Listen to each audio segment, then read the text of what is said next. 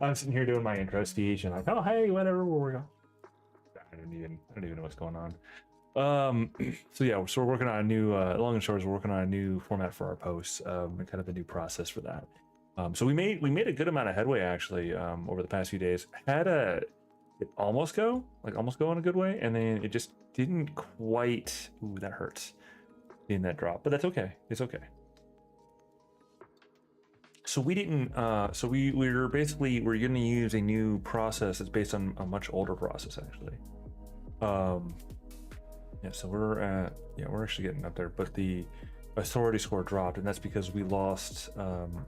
We had a hit, and we got a divot here, and then anyway. So we basically were working on a process here that generates a new type of content ratio, a new type of content idea. That goes back to an old style that we were using. And that old style was basically having an in-house kind of generator to try and see what we could do with it and see, kind of build out that way. So the idea basically is that we have, oh, I don't want to say this. We have basically in-house or my in-house Python project that you can see on the left here. And we use using that and GPT 4.0, we're actually able to create some pretty awesome observations and questions and like interactions with stuff. So, and it's the idea that we basically can kind of do it at our leisure, not be bound by specific other limitations that were great for an initial start. For sure, they were awesome to start initially, but they didn't quite work very well and effectively. So I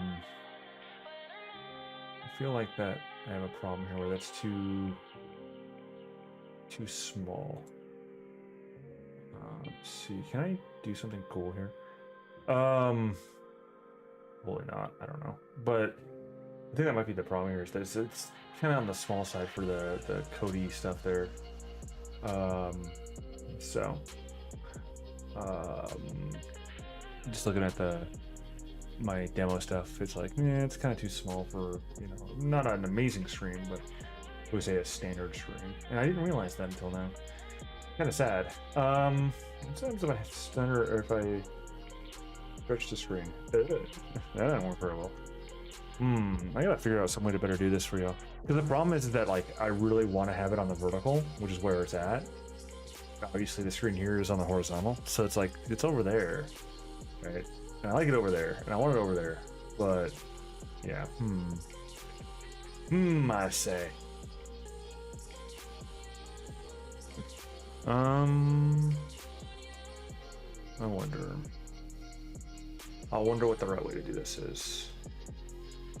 I like scale it up because this is what we're actually focusing on here. You won't be able to see all the details, but you'll be able to see, be able to actually read the stuff that's going on. Because like when it was smaller, definitely couldn't. Like it was just blurry text. It limits the amount of the stuff that you can see that I'm working on, but well, whoopsie. That's a different tab. Let me fix that. Yep, and it even popped up. Oh no.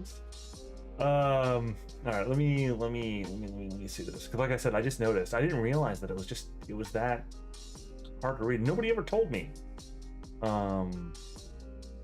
Maybe people are like squinting or something and like going, oh yeah, I can see what you're doing, or maybe people just don't bother and they just just go, oh yeah, well it sucks, so I'm not gonna even, I don't even have a word in edgewise. The thing is that it's kind of, I don't know how to say it. It's kind of funny to me. It's one of those, like, you can't really operate in a void, right? And the amount of information input is limited that one gets, right? Somebody a while ago asked me, or like, oh, well, not very many people do like coding stuff on screen or on streams. It's like, well, yeah, because it's mostly a pretty, almost insular sort of activity, right? You're like coding. It's like, oh, okay. And so, who wants to watch somebody, do befuddle with code stuff and all that and stuff? And it's kind of fun. It's kind of funny to me for in a certain way. Honestly, we're gonna go with that to see how that works. It's kind of funny to me to a certain way, because it's like that person asked that question and they never showed up again, or maybe they have, and maybe they just haven't been saying anything. I don't know. It's hard for me to say. Of course, I wouldn't know because again, they haven't been saying anything. So, or maybe I fuddle around with this because a little bit. It's one of those like weird sort of like, yeah, but I also want the other thing that's on screen, insight too, because it's kind of important because it's the actual output of it, right?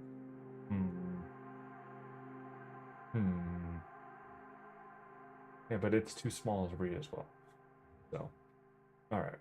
I guess what I'm gonna do, because now I get stuck into an even weirder spot, right? Where I'm like, yeah, this is cool, or this seeing what I'm seeing and understanding it now is, months of me just rambling with a tiny, tiny screen, right? It's like that no one said anything about. Not even the people who watch it. Not even my folks that watch the stuff that said anything about it, which is kind of sad. But that's okay. The people who I know personally didn't say anything, so, which is fine, I guess. I'm just having fun fuddling around with this now and making it move around.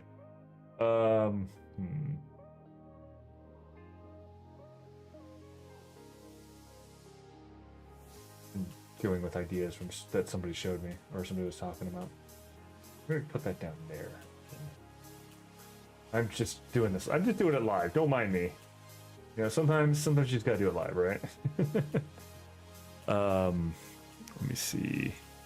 Close that one, and then I'm gonna grab this one out of here actually, and we're gonna actually put it back over there so that we can. It's one of those weird parts where I'm just looking at it with a different eye set, a different series of eyes, trying to figure out what kind of.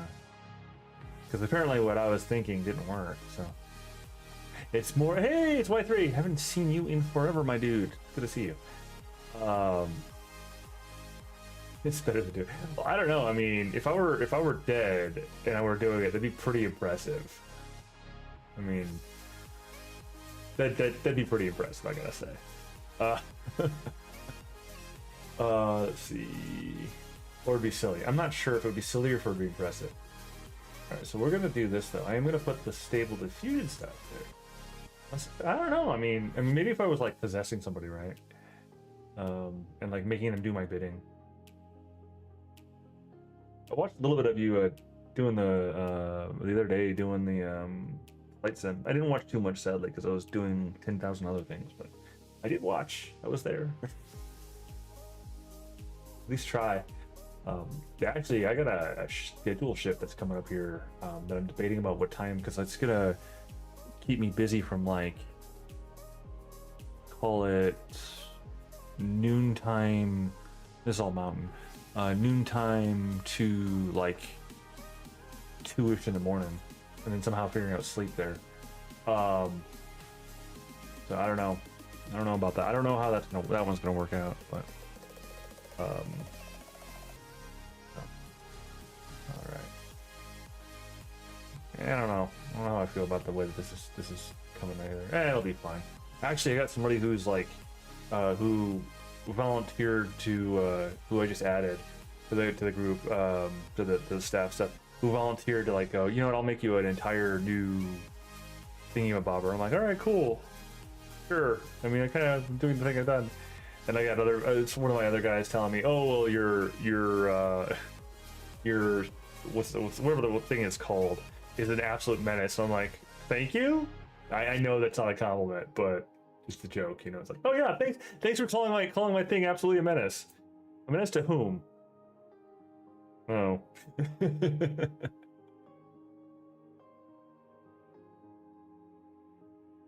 All right, let's see.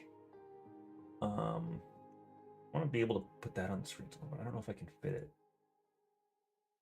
It's actually the website page stuff, like the website work. Oh well. I guess I can't win everything. Because I am working indeed on the, well, kind of screwing around with the stable diffusion idea.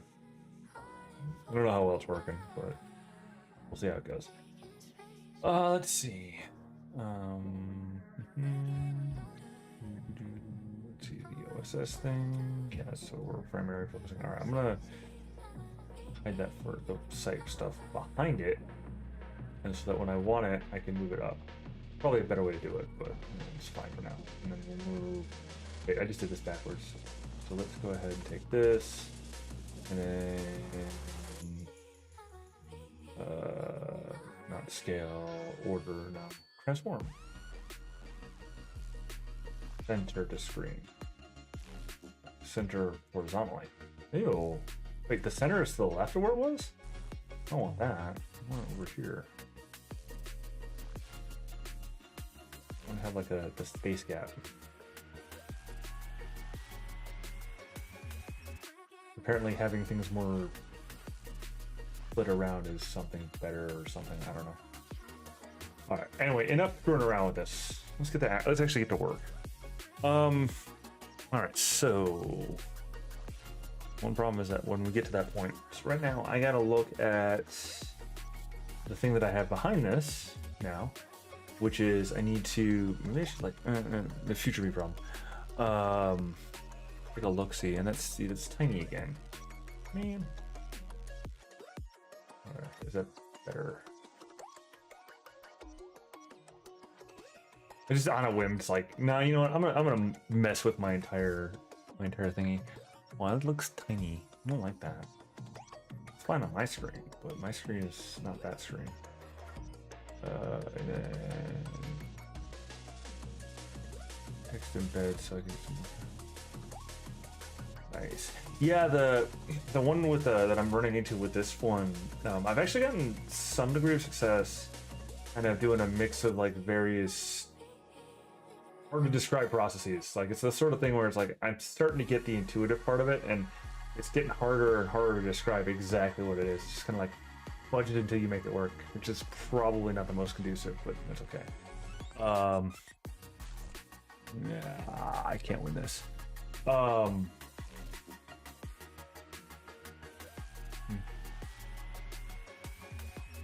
Yeah, I'm actually getting there. With the amount that I've been doing, you know, per, you know, it's 6 per week. Well, a better way to frame it would be 13 per 2 weeks is the way that I would say it. Plus some that get cast aside. The thing is that I'm kind of holding off a little bit because I got this one guy who's really good at doing like vectorized style graphics, and I like the style. And so once he gets to, you know, it's one of those things. It's like, will he get to it? I don't know. But once he gets to it, we'll end up having a space where we'll have a like super distinguished, like specific sort of style that's well rounded already, and then put it into you know, to what's the word I'm looking for here? I'm spacing. Into the entire processes, you know, doing the training stuff and all that. And so being able to do that, it should end up being, you know, more and more where we can do this stuff a lot faster. And then so I can get that process so I can focus on more on other things that I also need to focus on. But of course, there's a lot of things to focus on. So which is the nature of it, plus the day job, which most of the day job is freaking killing it. I'm actually enjoying it a great deal. Not stopping this anytime soon, no, because I don't want to. Plus the effort that's been put in, it'd be a right shame just to wash it up, right? At least in my thinking. Let's see, where is that? That's that one. There's that one. But I do like the way that one that one that I'm working on. The one problem that I have is that my goal is to try and make it like not do it that way, to have it like pull the dude in a like or have the dude going towards the camera rather than away from the camera. But you win some, you lose some, and I haven't been able to get it to have the guy running towards the camera instead. Which again, it's like, well, yeah, but having his back towards the camera is still pretty sweet. It's not exactly what I was looking for, you know. You know what? Let's actually discard that and go back up to here. I have one right here, which might actually do us better for what I'm trying to work with. Trello Brave. Okay, and then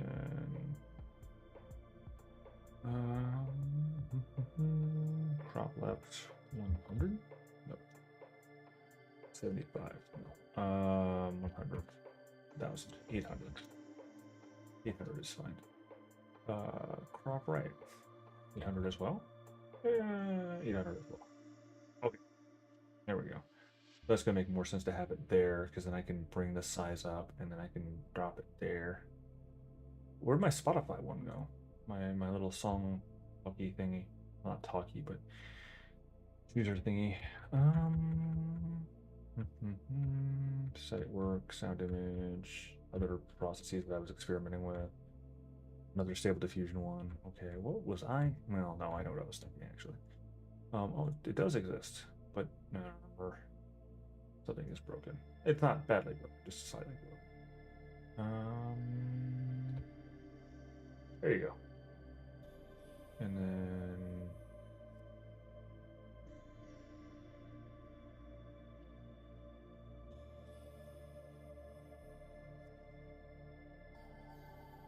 oh, really? Come on, stick. Thank you.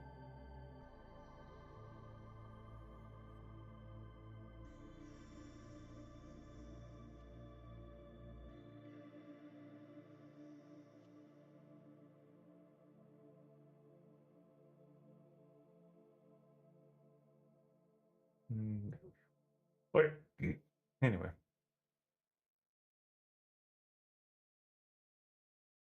Hmm.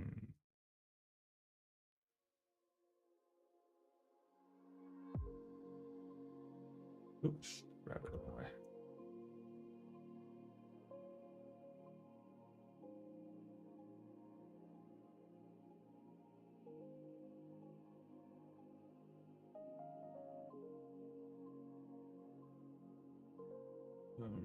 One more thing to do. See if this generally works for me better. Now I'm gonna have to later on, and I mean much later on. I have to like totally go through and like check the gaming one that I've set up. All right, anyway, we're gonna put you right there, and then expand that a little bit more. So now it should be a little bit more legible, hopefully. All right, okay.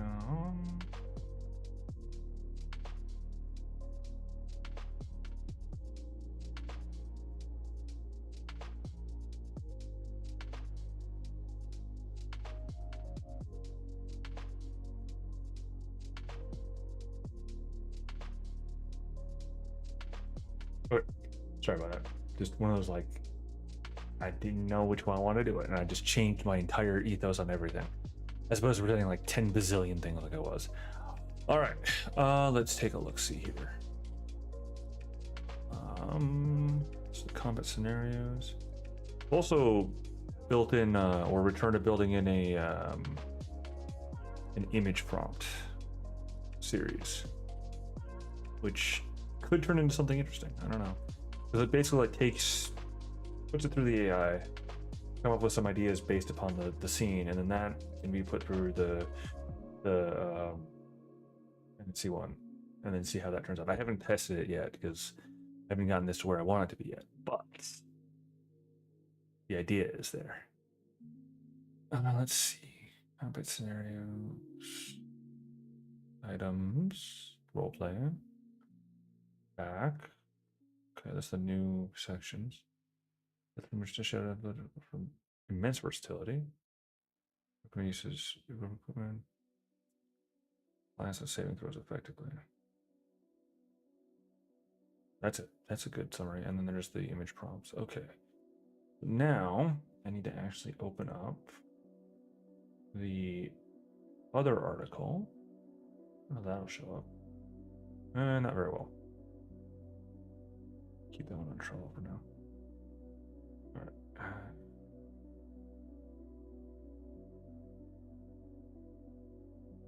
Let's see. That over. Ow. Oh, wait, no, I did that the wrong way. Gosh darn it. Go over there. I need to grab this one. Okay. Take a quick look see at it. What's it? Oh. Let's see. So, next step, and that's actually going to be over at the OSS screen. So push a button. Push button. Should I just leave both open? All right. So the OSS screen. And we're looking at my 4, I believe it was the upload one. Or 2. Man, I gotta remember these things. I had it memorized yesterday. That was yesterday though. Let's see. So 00 summary blocks. I need to figure out how to like have WordPress insert images.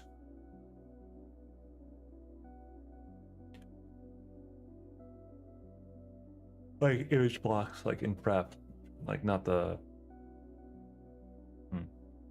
But I think that you will, because I'm doing it in HTML, so I don't know if you can, if there's a way for me to do that. Probably is, I just don't know what it is. And my priority is not that at the moment, because those are, you know, they end up getting manually added anyway later on, because that's how that process is going. And the ever-present goal is not just a fire and forget style, like just reduce the overhead. So he put milestones. Oh, excuse me. I'm having like half hiccups. I hate when that happens. So he put the milestones after, but I think that was because there was a misunderstanding. Level distribution, which starts off with saying stat blocks.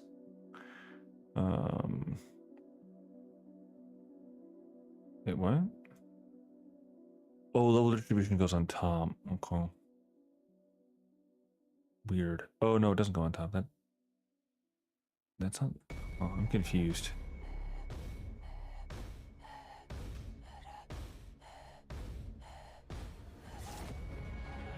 I don't know why, but this song just catches my my drift at the minute. I hear murder in there. I'm not even in a bad place. I just murder.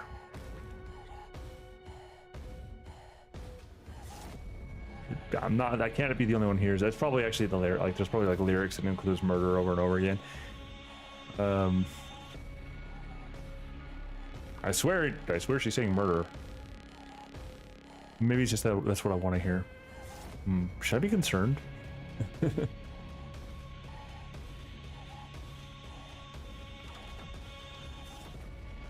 right, let's see. So,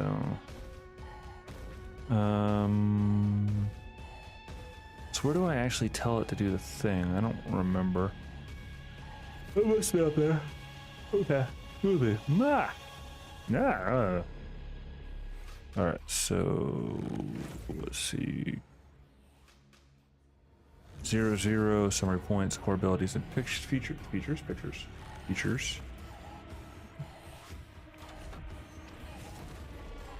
Yeah, that's fair.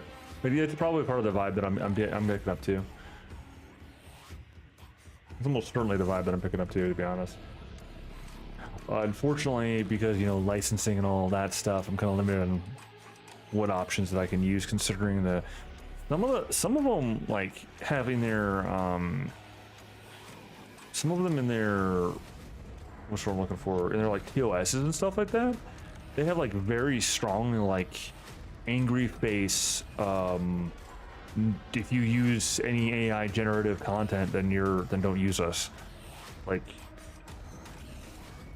and I'm not gonna play with it. It's like, well, that's fine. They're probably aiming more at like people ripping off their stuff effectively, you know, like recording it and then whatever, training models around the stuff and all that.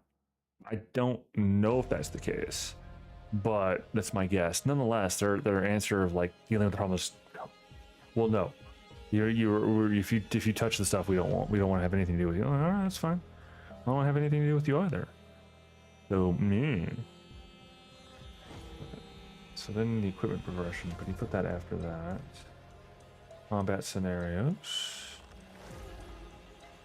The crazy part is that as I kind of like get towards finalizing like what I want the post to look like as a whole, I start getting to this space where I can start taking the material that I have, and I actually have already to a certain extent, then training up a model off that material. But I have to make sure that it's the material I like, you know, that I really, before I commit, I have to really make sure it's what I want, you know.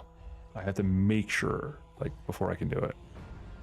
So, and I'm not 100% sure yet, you know. Same thing with the and this is why I haven't trained. Like, part of it is, as we've discussed before in the past, that it requires more effort to research than I have, in on one hand. Oh, absolutely. Yeah, no, absolutely. Like they're reacting in fear. And I think I've said this before. It's the same thing as, it's a little bit before my time, but not by much. It's the same thing as when like electronica came out. Like electronica music came out, where it's, you know, where it's synthesized music, like synthwave and all that stuff. It's the same knee-jerk reaction. Again, it's a little bit before my time, but not by much.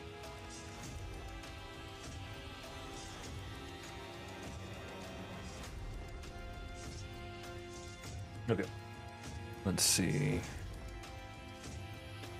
All right, let's go for it. Is there anything else? Because like, I didn't actually change the order, which is kind of going to annoy my my readability editor, because he proposed a significant change of order, but I don't really see it when I compensate for an error that was made in the line of thinking.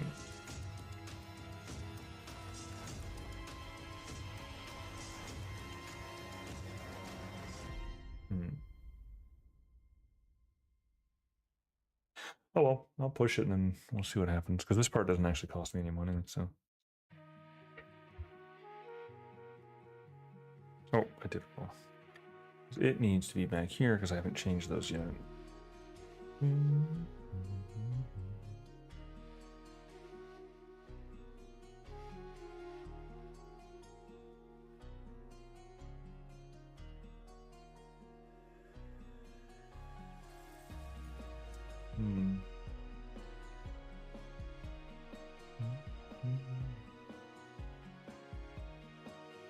I wonder if I can.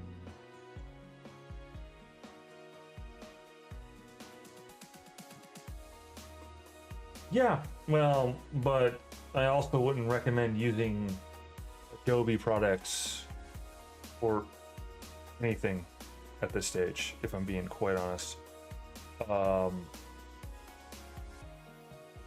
Because at least the interpretations that I've heard of it, and I mean, it could be just bias takes, because, you know, Adobe, right? But is like claimed ownership over works or something like that. Yeah, okay, good. I mean, I don't, you know, it's one of those ones where, yeah, if they're doing it, well, I mean, for one thing, big business stuff, right? So it's yeah, it's mostly big business, the big business thing that I have an issue with, which kind of contributing to certain things. Oops, what'd I do? Oh, I want that there. Okay, let's go ahead and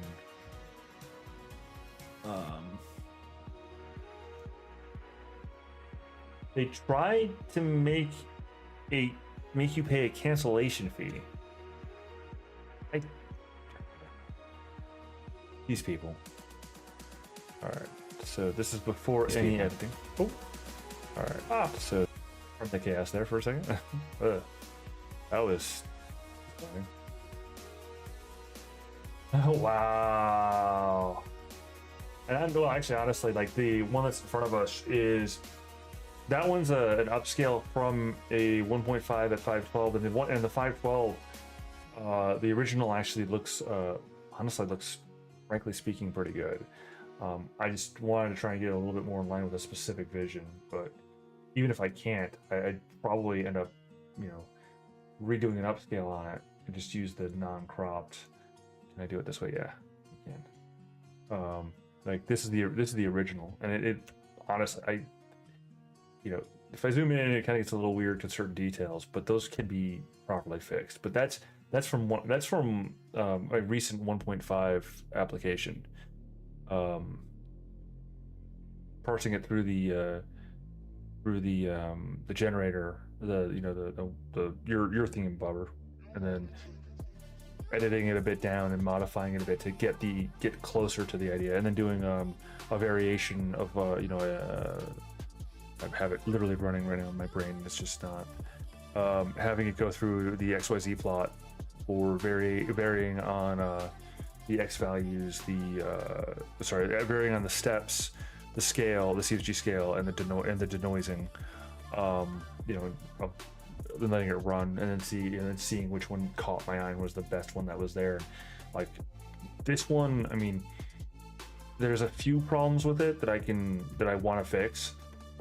Specifically the weapon that he has or doesn't have, and like certain details. But honestly, like I appreciate the direction it took with this one. And you tell me that the so-called professional level is, yeah, no, nah.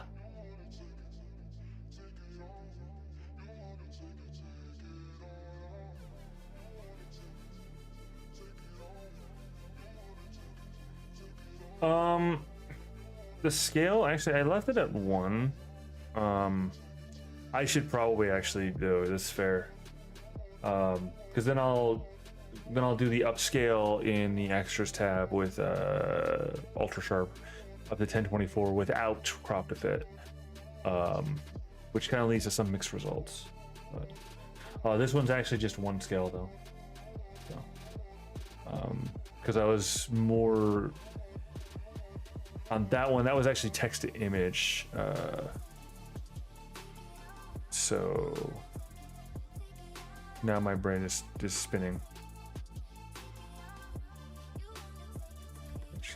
Yeah, I didn't do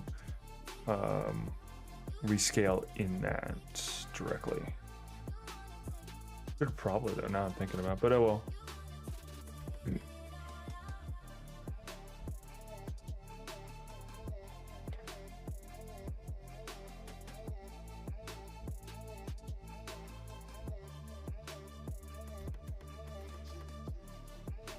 I see what you're saying. That's, I see what you're saying, and I comprehend. I didn't think of it that way, but I see what you're saying.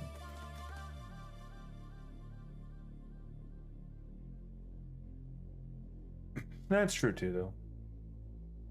But like, I really do see the process that you're envisioning there and that you're laying out. It does make sense to me. But like I said, that one was like I just threw it in there, let it bake, and I was like, that one's cool. So that was kind of the process with that one. That process with that one was like, that one's cool. Now the cool thing is that, of course, that if I want to, and I may run through that idea again, of course I can go through the PNG info from the original that I saved, and then have it process it that way. I'll get the information, and then have it do it that way. So I can basically have it regenerate pretty much the same image. So, which is neat. So I still have a certain detail issues with this one though, which I can't quite get it to fix. What did I put my? Oh no, I did it. I'm doing a mass one on that one, so we'll see how that turns out. All right. And then we were gonna look at.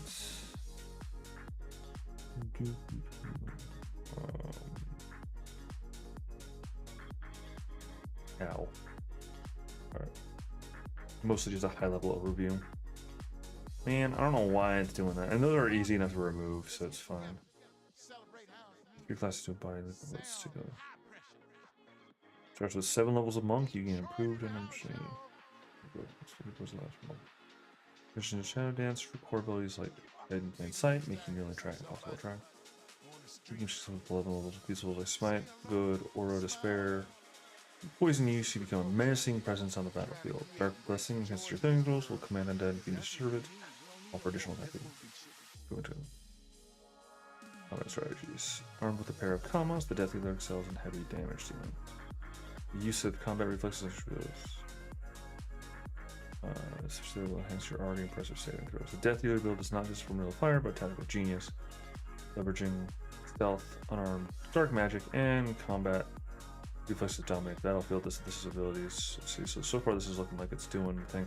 Well, I don't like that milestones of character development. I mean, it's kind of though. Wait, oh shoot. What are these stones? Milestones of milestones. And then things went to absolute crap. What the crap? Oh, what the crap? Well, that's additional information. Oh no, I didn't properly edit it, did I? I mean, it mostly did okay though, so there's the fact. Twice apparently, because I did something silly. I know what I did too. Oh, I know what I did. That's okay. It won't always do it, so I want to catch either one. Oh yeah, that was my phone buzzing. Yes, you did catch that. It's sitting on my desk somewhere. On my very, very messy desk. Okay, yeah. My apologies about that. Oh, it's telling me that I should go play a video game or something other than losing my mind doing stuff. But the problem is that is not for today. Oh.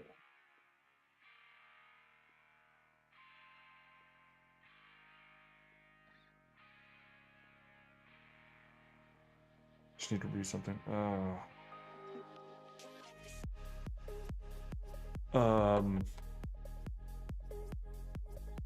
Oh geez. Oh no! Was it that aggressively loud and vibrational and such? Oh no! Oh, I'm sorry for. Well, I mean, at least it was just like a where's my phone rather than like my ears are bleeding now. Thank you. Ah, okay, that's fair. Well, and it's a very aggressive vibration, which is the silliest part about that is that when I get like in the rhythm of stuff and it's in my pocket like during the day, I generally am pretty like aware of stuff, but in the environment that I'm in, I guess there's a continuous low, like a low hum, right? So there's a bunch of computer fans and stuff and all that stuff, and I'm just like my phone might vibrate. You know, somebody might send a text message. I don't answer text during the working day. Well, at least not. You know, it's not. I'd say like I don't reliably answer text during the working day. Is the way I should say that. Like I'll you know, I'll check every now and then. But like it'll vibrate in my pocket and I'll be like, I'm just doing my thing. And later on, I'll run in my coworker that sent me a text message and like, did you not get my text? I'm like, I pull my phone. Actually, I look at and I've even got a freaking smartwatch, right? So the smartwatch vibrates a little bit too when I receive a text. If I'm busy doing my thing, I'm in the zone and there's just the ambience, like it's like, and I'm focused on the thing that's in front of me, so focused. I won't even, for as aggressive a vibration as it is, I don't even detect it. And like I said, I think partially that is because the environment's like that. I have had that happen, honestly, too. Weirdly enough, like it's one of those parts. I think that's what's happening in this is that for this phone, I had a really thick case. What's it called? They're pretty much bulletproof. I'm forgetting the name of it now. You can picture the logo and all that. I can't name it right now. It's already been that sort of week, and it's only Wednesday, right? OtterBox. There we go. I had an OtterBox with this phone, and I've had this phone since like 2020, right? Um, and so it had, with it was a much meatier device with that. I think because I could detect that pretty well, right? And so there was a time there was like, yeah, but then it disintegrated. It finally gave up the ghost, and honestly, I don't feel like trying to do the warranty thing and all that because it's just a pain. Not the worst, honestly. I've had to do warranty replaces with Otterbox before, but and they're actually pretty good about it. But I just don't feel like dealing with it. Also, I don't know where I put the pieces, and I say pieces like it disintegrated. Like I'm using that term pretty literally here. It disintegrated with itself. So yeah. Um, so, where was I going with that? Oh yeah, so it was basically with a heavier phone at the point, and so now it's not as beefy. And I'm still getting used to like using the thing without the thickness that it had, because I mean I don't have like huge hands, right? I'm not like super ginormous, whatever, but I don't exactly have like small hands either, you know. So they're not. I mean, they're pretty deft. I'm thinking of Futurama right now for some reason. The golden fiddle and the robot devil and the deal with the hands of Fry with the hands in the concert. Anyway, that went a weird place. All right, so article at a glance.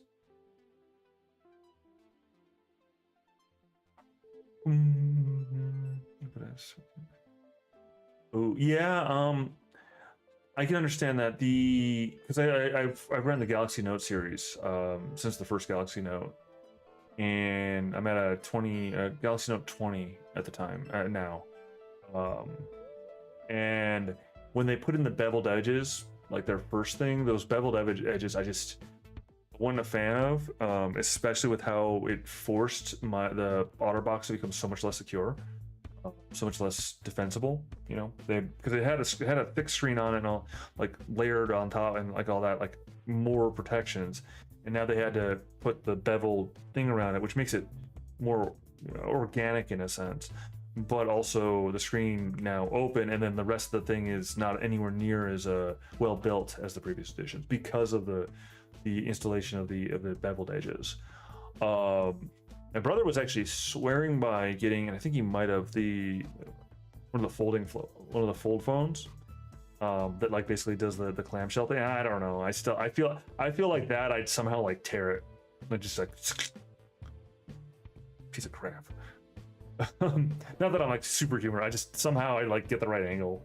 That's my luck with tech, by the way. Is like I know how to fix stuff because stuff tends to break around me.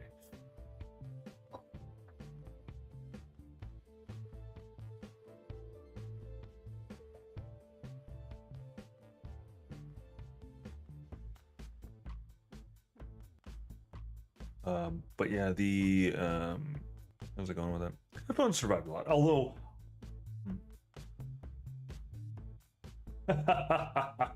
Yes, yes, yes, yes, yes, yes, yes. Yes. And I was gonna go. Yeah, my next phone. I'm kind of stalling at the moment because I just haven't kind of really done the research and all that. Because I probably should get a new phone here. Like I said, I've had it for going on 5 years now.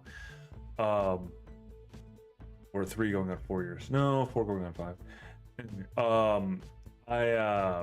I'm pretty committed on getting a Linux phone of some sort, and I'm not sure what flavor. I'm not sure of the details. I need to do way more research about that. But I'm pretty certain I'm gonna get a Linux phone of some sort. The word that comes offhand, and again, I'm not saying this is what I'm going to do, or even recommending it in the least. But the one that I'm thinking of offhand is the Pine phone, if I recall the name correctly.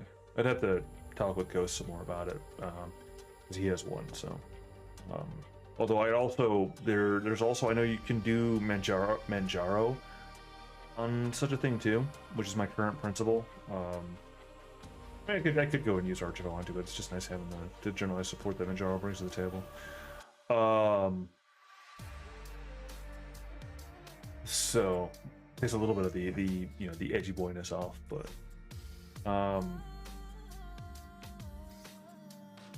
But yeah, no, as I said before, some sort of Linux distro, some sort of Linux phone. Get away from, you know, the mainline stuff. Try and pull away from that. Because I mean, I like my Samsung products. Truth is, I do. I like my notes. I like the stylus of the notes. I really adore the stylus. I like the ability to just go and just start writing. You know, pull the stylus out and just start writing. You know, but I also kind of want to rescind that habit or remold that habit and actually start carrying like little pocket notebooks. Just because it's, you know, I know it's gonna sound odd to say, but because of like legacy matters. You know, what's gonna last is it gonna be the digital stuff on the phone or a pocket notebook? I mean, it's more like you know, levels of stuff, and I mean like as in a generation. You know, I don't have any kids, but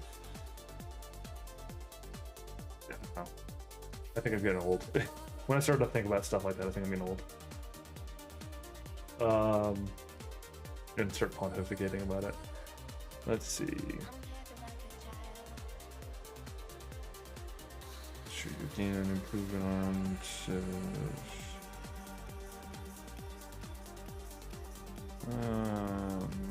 I am gonna leave those in the to actually torture him. Wait, what the freak? Did it do it twice? So core abilities and features, classes and abilities. Core features and abilities, classes and abilities, ability scores. It did it twice. Why did it twice? Wow, that's a lot they got put in there.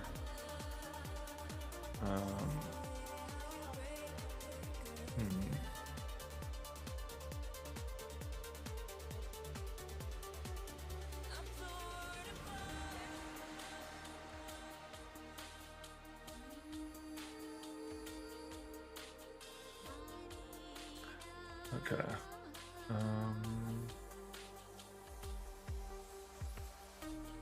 Alright, so I'm gonna remove this, do a little bit of revising the code.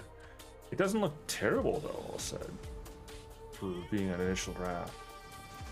But it does need some work on the coding wise.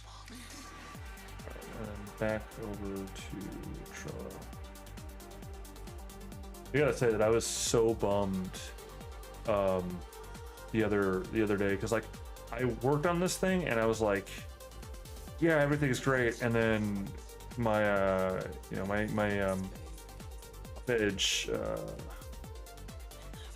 editor type person thingamabobber like basically panned the crap out of the idea. But the problem was is that I basically missed a detail myself, because I did a first run that did things in a certain way that I liked, and I did another run and it didn't do it the way that I wanted it to do it. So, which means that when he came back to me and said, well, I'm gonna put I'm putting those all in bullet points, I went, no, you're not. But then I looked back at the original one that was there, and it was all basically bullet points without the actual bullet point list, which is like, gosh darn it. So I laid into him because the information that I had was wrong, because it was based upon old information. So I got to be a little bit of the jerk there, but little creative disputes, you know, it happens. Not a big, honestly, not a big deal, just mildly annoying. Let's see. Why would it do that twice? Role playing. Fuck. Back. Anyway. Why would that do that twice? That's weird. Let's try that again. Let's see how Stable Diffusion is handling. Yeah, I don't know. I don't think it's doing much. Well, then again, I can't really fully tell what it's up to because it's got the 10 million. I mean, I could look at the, you know, look in the directory that it's producing them into, but I don't want them right now. Oh, yeah, man. Oh my gosh. That one just snuck up on me. Gosh. Main post not found. Maybe if I did this. If I did this. I can't have both, right?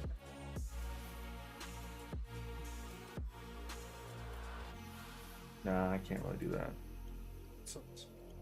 Oh, we'll get back to that later. Mhm.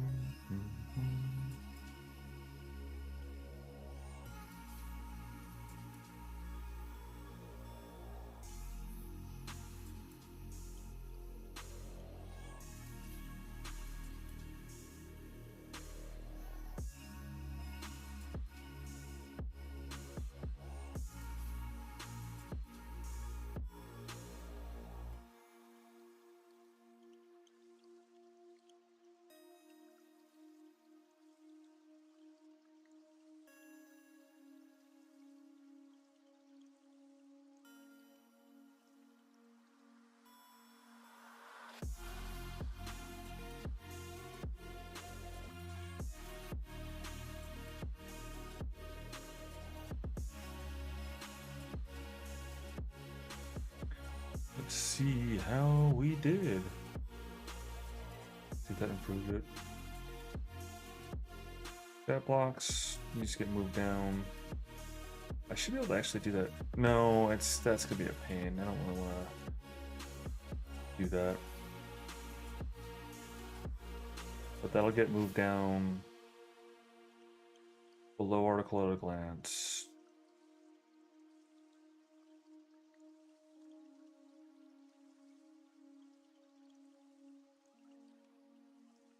Max freezable as you transition to shadows. The game shadow with 10 levels of Blackguard with abilities like Smite or no. Death Dealer excels in dealing hammer damage. Use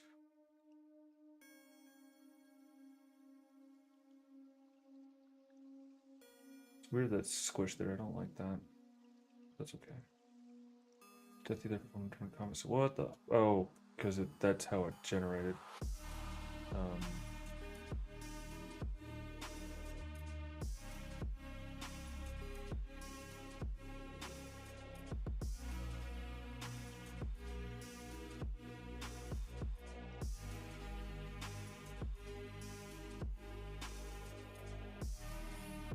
what the heck is going on here? That's weird that it's doing that. I actually don't know why it's doing that either. Hmm.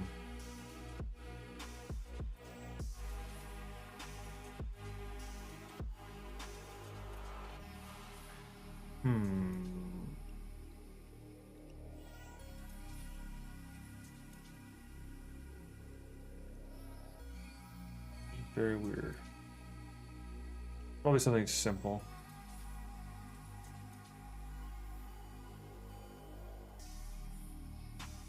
Thing is that those aren't even next to each other. Like the core abilities and features and the combat scenarios aren't even next to each other.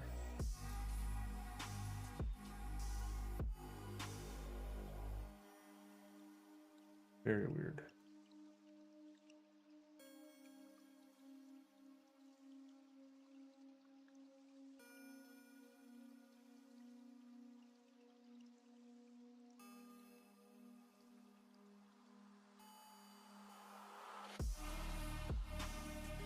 Let's see what happens if I remove this placeholder.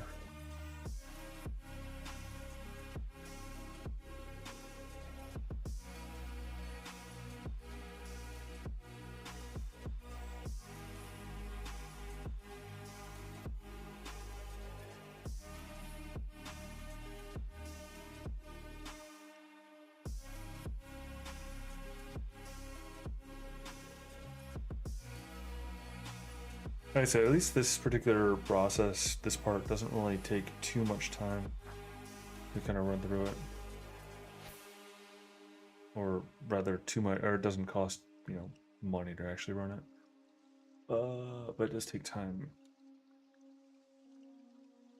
I really need to do more. Well, what it'll come down to is that on Saturday, I'll end up doing a sprint through the images stuff. Saturday into Sunday. I'll do a sprint through it. I'll have to make sure I have the time, but yeah, I'll do the sprint through it because it's one of those parts where it's like I for the image stuff. So I'm kind of gonna burn most of this week and then Hopefully have. Have I tried Claude AI yet? Way better at code than GPT. Obviously I do know Claude.ai, but no, I have not. I actually, at this stage, for most of the functions that I'm running through, not all of them, but like by and large, I actually have a pretty good beat at it. When I was still first refreshing myself with it, I was, you know, what's it? I used a lot of GPT to kind of get the starter, the starter stuff of it. But then from like that, it's a. I'm not. I don't want to say this. Like I'm not weird. Okay, I'm gonna say it, and it's gonna sound horrible when I say it, but I'm not like dependent upon GPT for coding. I use it to help me get the functions that I need. But the implementation of those functions, I'm gonna do it my own way anyway. I'm gonna tweak it around, like basic stuff. It's like, okay, fine, which is what it's good at. For the advanced stuff, I'm just like, all right, what's the idea of how to make this work? And then it'll spit out code, and I'll look it over, and I'll go, I don't like that line of code. I don't like that line of code. I'm gonna rewrite it. I'm gonna redo this part. I'm not like a amazing coder or anything of that sort, or super experienced, to be honest, but I've got enough of a background where it's like, I'm better than chat. I'm better than Claude, which is better than ChatGPT, which I'm using as a support mechanism. It just basically the thing is that honestly, the way I look at GPT is it legit saves me the effort of having to search through all the documentation. Like that's what I use it for more than anything else. It's just like.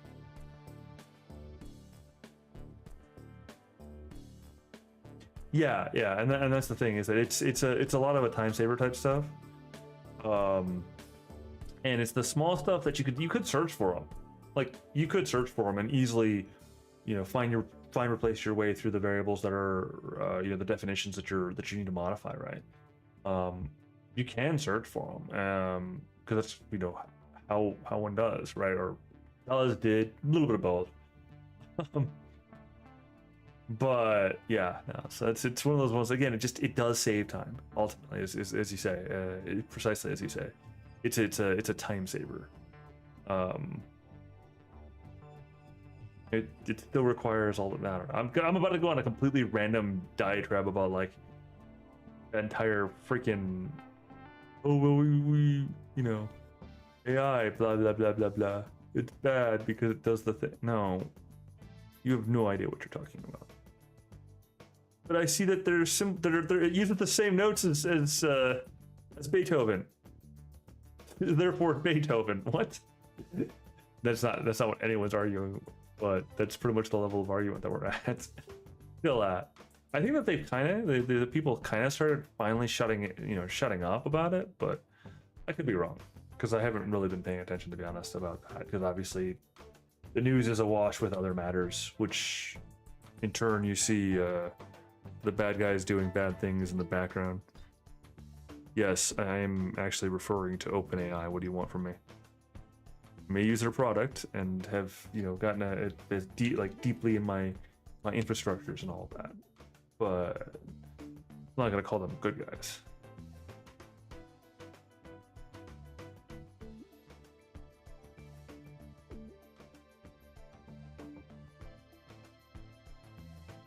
Excuse me. All right, let's see. Oh, hey, it's been an hour. Yeah, I still haven't figured out how to make that do the thing. How to make this restream bot do the thing I want it to do, or the not restream bot, the Ko-fi stream bot to do it.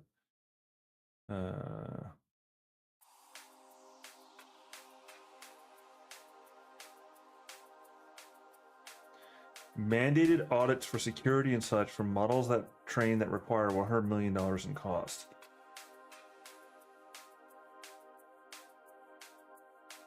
Yeah, I don't know how I feel about that.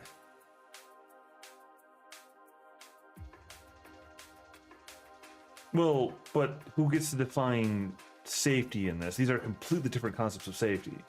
And what there's a difference between saying, hey, you should put a seatbelt in a car and put airbags in a car and make sure that it's, not going to kill people in it, versus restricting basically what amounts to an idea machine. Because when you say safety, and I see you put those the quotes around it and for reasons, I get real paranoid. Because who watches the watchers becomes my response. Right quick, like that's Arasaka would like to know your location, or a better one would be forget the car guy. Well, no, that would be a bad example, to be fair, because that one actually is involving motor vehicles. But I get bad juju feelings whenever I'm told, oh, well, we're doing this for your safety. Especially when it comes down to ideations and ideas. Although part of me wants to go back to the state of existence where seatbelts being in cars were a sales point, and were not only a sales point, but we're a fully optional sales point. I'm actually okay with that. I'm okay with that because if you want to buy a car without a seatbelt, I mean, it's your backside that's going to get sprayed all over the ground. Pardon me the gruesomeness of it, but it's a little harsh. Way harsh, but it's one of those ones of who is responsible for the person.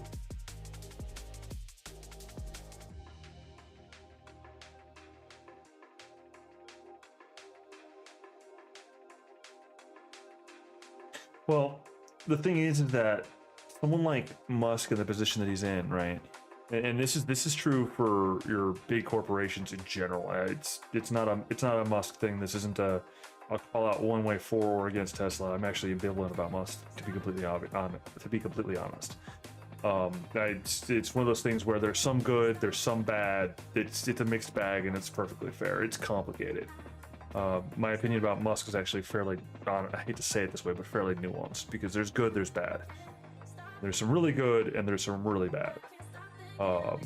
And it's one of those ones where more regulation helps, more regulation like this sort of thing helps big business. It helps the enterprise level. It helps the big guy more than anything else. Now, I'm not saying there shouldn't be any. I'm not anti any discussion about regulation, because that's not good either. But there's a point where you're specifically, even though it's oh, well, if it requires $100 million, well, you have to control it. It's well, okay, so the mass marketed ones are being controlled by the powers that be in California. I'm not going to go politics here, but I'm saying that's what that goes for. And whether or not you agree or disagree with a perspective that's being pushed out, a narrative that's being pushed out, is irrelevant. The fact is that you start having where a singular narrative is what's controlled. It's not so good, and it actually rolls us back to what allows bad things to happen. It does come down to that question of who gets to play it, and for media stuff, right? But for regulations, again, I want to go in that direction and talk about that direction. It's one of those things where you can see where I'm kind of thinking, and I really want to, but I'm trying to steer it away from there, because I can go on a pretty lengthy tirade about that. But for regulations like that, it's now, if presumably there's going to be a certification type thing, right? Process, and that certification process gives more credit, as it will. Now, whether or not that credit is good or bad is moot. It gives more credit, and therefore it pushes out the competitors that aren't in that market. And would then turn pushes more power into the hands of the 100 million plus costs models, and then it goes on and on. And now, say that there's a model that has, say it's a crowd-funded model of some sort. I don't know if there are any, honestly. I could be wrong. Actually, I hope I'm wrong, but I don't know of any like crowdsourced mass, 100 million plus costs sort of model. I say that with the grain of salt that I don't know of any. It's not a there's not any. It's a I do not know. And I still, I look at it and I just go,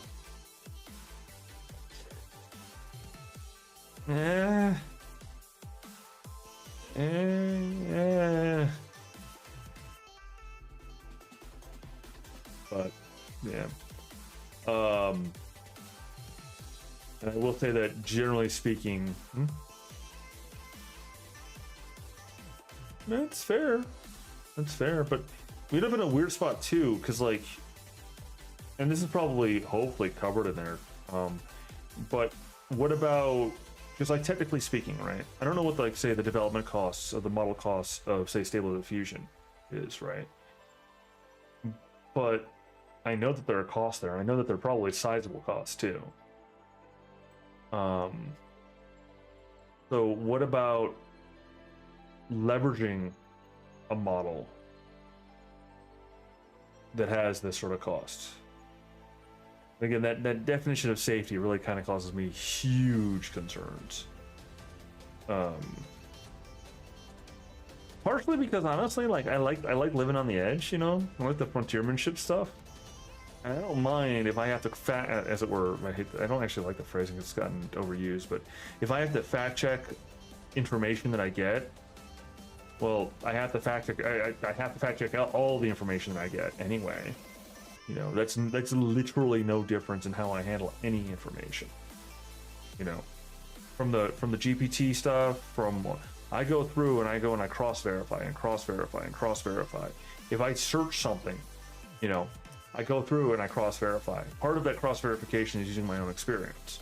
If it's a command, a text stuff, or whatever, coding stuff, like that's okay. So I looked at this thing, I got this information. Okay. Let's take that information and compare it against what I know. And if I'm not sure, compare it against other sources. And if I'm not sure about that, if I don't have enough of a thing, honestly, I've got a few people who will go through and say, hey, what do you think about this idea? This thing. If it's something that's super important, that I'm making a decision on, yeah, I'm gonna do the proper due diligence and go through multiple layers. I'm not going to go to GPT and go I don't know, what's one that's not going to get me in trouble that comes off here? I'm not even going to go to GPT without or any of these, not just GPT, but any of them, and go, how do I make say something benign? So how do I make a bagel, right? How do I make a homemade bagel without applying some rationale to what I see? If it doesn't make sense, or if I'm outside of my depth, then honestly, I have no idea. Personally, I have no idea how to make a bagel. I mean, I say that as I think about this problem. You get what I'm saying, right? Oh yeah. Oh yeah. No, and they hallucinate a fair amount. GPT does, and other ones do too. It's just part of how the what's the phrase I want to use here? How generative content works. It hallucinates sometimes. Okay. People hallucinate sometimes. We have the word hallucinated data not because we suddenly discovered it happening in we have the term hallucinated not because we just discovered it happening just because of the generative stuff. Yeah, which a lot of human consciousness is. My point is that this isn't a new problem at all, which sucks because it's we're actually revealing a huge problem that's the nature of, you know, the vagary of human consciousness, in itself as a whole. We're actually batting it against, and we're batting the analog, the organic against the digital, and going, oh crap, there are flaws in how humans think. Oh wait, we already knew all of this, and figured it out how to exploit it relentlessly not so long ago, and have over the histories, you know, various folks have done so, in various ways, both good for both good and bad ends. But the point that I'm trying to make here is, so this attempting to regulate, you know, to provide, it's like trying to go to a person and say have complete recall over everything. It's not the same thing, because you can have a bit more control over it, sure, in the data that goes in, right? Sure. But on one hand, but on the other hand, people shouldn't be taking these things with that much authority. And it goes to show a whole other strata of issues, in regards to the outlook at expertise, the outlook of mastery notions, the outlook of the layperson on stuff in various matters, the level of, I don't want to, I'll just use the phrase critical thinking skills that are lacking, because, and the thing is that it's not, and I know it's one of those things, well, whatever education, no, it's something is rotten in the state of Denmark type thing. Like something is rotten, like in general, in how handling data has become. Partially though, that's just honestly part of human nature. We are eminently lazy, and that's not a negative critique, because what I mean by lazy is we aim at the maximally efficient solution as living forms, because we only have so much energy, both for the day, for the lifetime. You know, we only have so much time, and we only have so much energy. So that developed habit, shall we say, is then reflected, you know, down the line, right? I don't know where I was. There was somewhere I was going with that, but I lost my train of thought. I was kind of rambling there. But yeah, the gist that I'm getting at is that none of this, and I know it's the new cutting edge. None of this is new. None of this problem is new. The apparent mechanisms are hallucinated as being new. So that's kind of the wrap around. I know that's a what might seem like an egregious claim on the matter, but as I kind of laid out there, and at least in my mind, that seems to be what the case is that we are seeing a problem that existed already. And I think that honestly, by trying to just put a band-aid over it, we are really not doing a service to anybody or thing involved. That band-aid, by the way, is, you know, ever-present regulation. More regulation, more regulation, more regulation. Now, my de facto proposed solution is, well, pretty overly extensive, honestly. And I say overly extensive because it's not a like, well, let's, you know, it's not a let's just make the thing work. It's a you literally go through and get people to really stop being lazy in the inherent manner they are. And just to clarify, that statement is as much on me as me personally as anyone. I'm not going, all of you are lazy, not thinkers, you suck. All of you, no. I'm not by any stretch pointing a finger at anyone but myself too. Because this is a we humanity sort of thing, which I'm human, I think. So I'm, you know, and who am I to speak for humanity? I just kind of look at how people are, right? You know, that's kind of where I'm going. Well, there's a point to be said that we can't master everything. That's fair. And increasingly, it's very difficult slash effectively overwhelming to try and have a wide scale understanding of things. There's just too many things, you know. Like I said, certain points, certain aspects, like offhand, I wouldn't know how to make a bagel. And that's actually by choice and design because I'd focused on other things. But if someone said you put arsenic in the bagel and that's the leavening agent, I'm going to stab them. That was a joke, you know, of course. But if they're like, yeah, you put arsenic in it, here, let me give you the arsenic, I'm going to stab them because they just tried to murder me. Because it's arsenic, it's heavy metal, it's bad. So, but then again, why do I believe it's bad? It's because I've been told it's bad.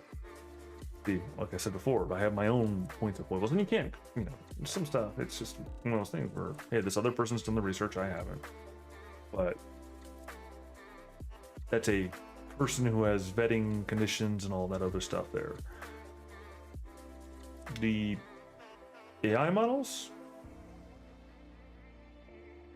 if we say have, and I'm sorry for my, again, I said there was a tirade here. If we say that it's proper to give them these safety controls, we have to really define that safety thing and make sure that those in turn aren't violated in and of themselves that are starting to curtail legitimate speech. Then we have to now discuss what legitimate speech is again.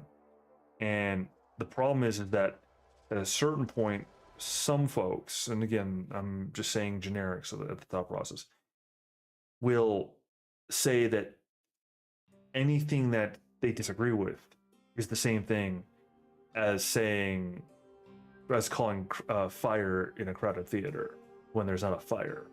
Like that, you know, these are very distinct concepts.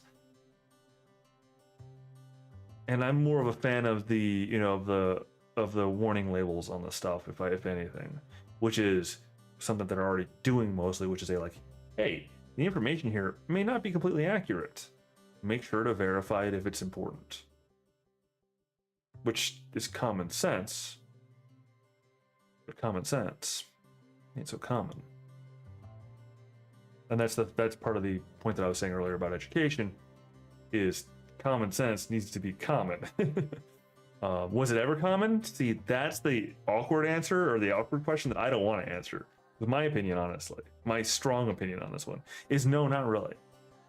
We delude ourselves to say that the folks before were anymore.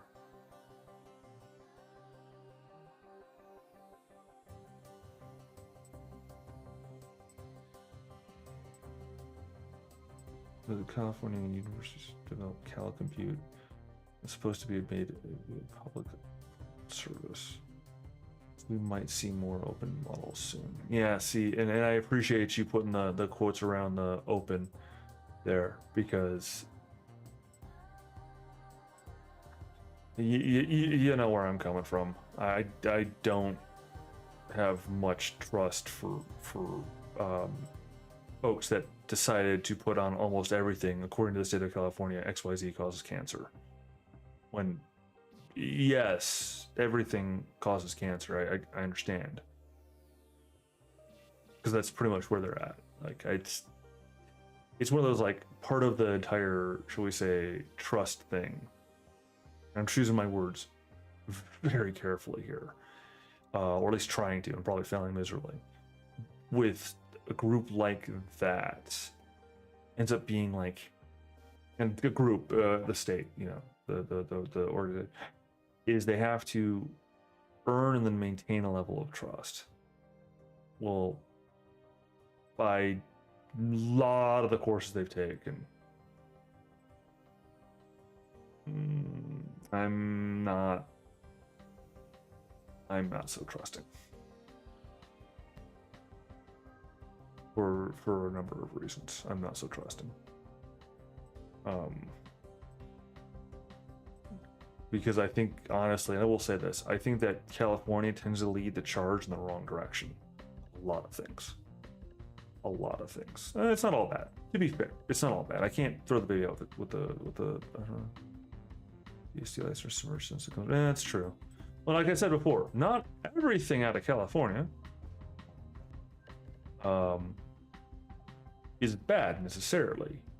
It's just the state of California does not have my trust. And things that they push out, especially in these days, I will look dubiously at. I do not trust that state to do the right thing without having ulterior motives throughout whatever they're doing. It just basically means I have to examine it extra hard. That's all it comes down to. So it's one of those, again, it's not a like automatic condemnation. It's just I'm very, very suspect about anything that they do. I don't trust them. I think that they're probably out to do something. It's not paranoia if they're actually out to get you. That's what I'm saying. Are they actually out to get me? That becomes the question. Yeah, well, and one of the things that actually comes to mind for that sort of thing with Cali is that they had, and I don't know if it got pulled off. I don't know what happened with it or not. But there was a proposition or something that came through where they wanted to impose a tax on like people that were in California in a given year for more than X number of days or X number of months or something like that, which I don't know if it failed. Like, I don't know what happened because I stopped tracking because I stopped traveling as much as I was, but there was some law they were trying to impose there on that. And it's like, I don't know, Davey. As I said, I was traveling a lot at the time. So I was like, and where I was based out of Washington State, and so for the type of sites we were going to, a lot of them were in Cali because it was just a relatively short flight away. And so I spent a fair amount of time in Cali during those years, and this thing came down the pipe, and it's like, why would I? Well, for one thing, why would I pay you tax when I don't live there? And I'm literally just there for work or maybe a little bit of pleasure, but why would I, what are you doing? Like, so you want to, yeah, and their idea was basically that they wanted to kind of capture some of the missed revenue of folks that were there, that were basically there for short durations, right? And it's like, yeah, but now I don't want to travel to your state at all because I'm concerned you're going to try and entrap me with what will turn into a federal suit, because you don't have the jurisdiction to do that. I mean, you can do that, but if you try to do that, are you sure about that? I don't know if they followed up with it or not. Like I said, I don't know the details what happened with it, but it was in the docket for at least a minute. It's just like, yeah, can you not, please?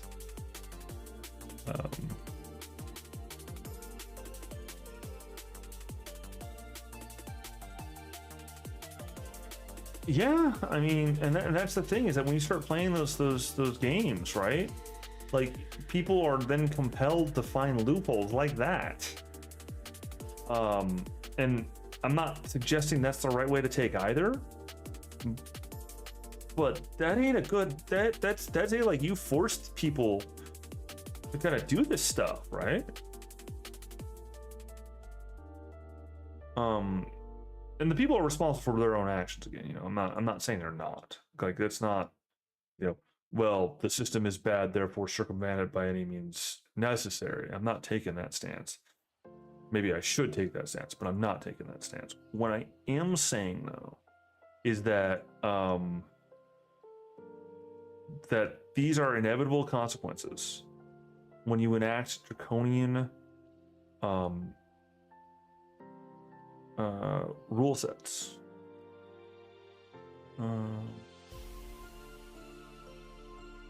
That's weird that did that.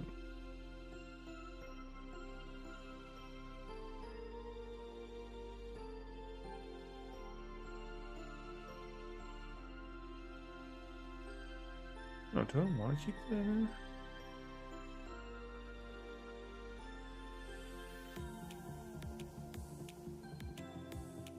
Let's see how he reacts to having that there.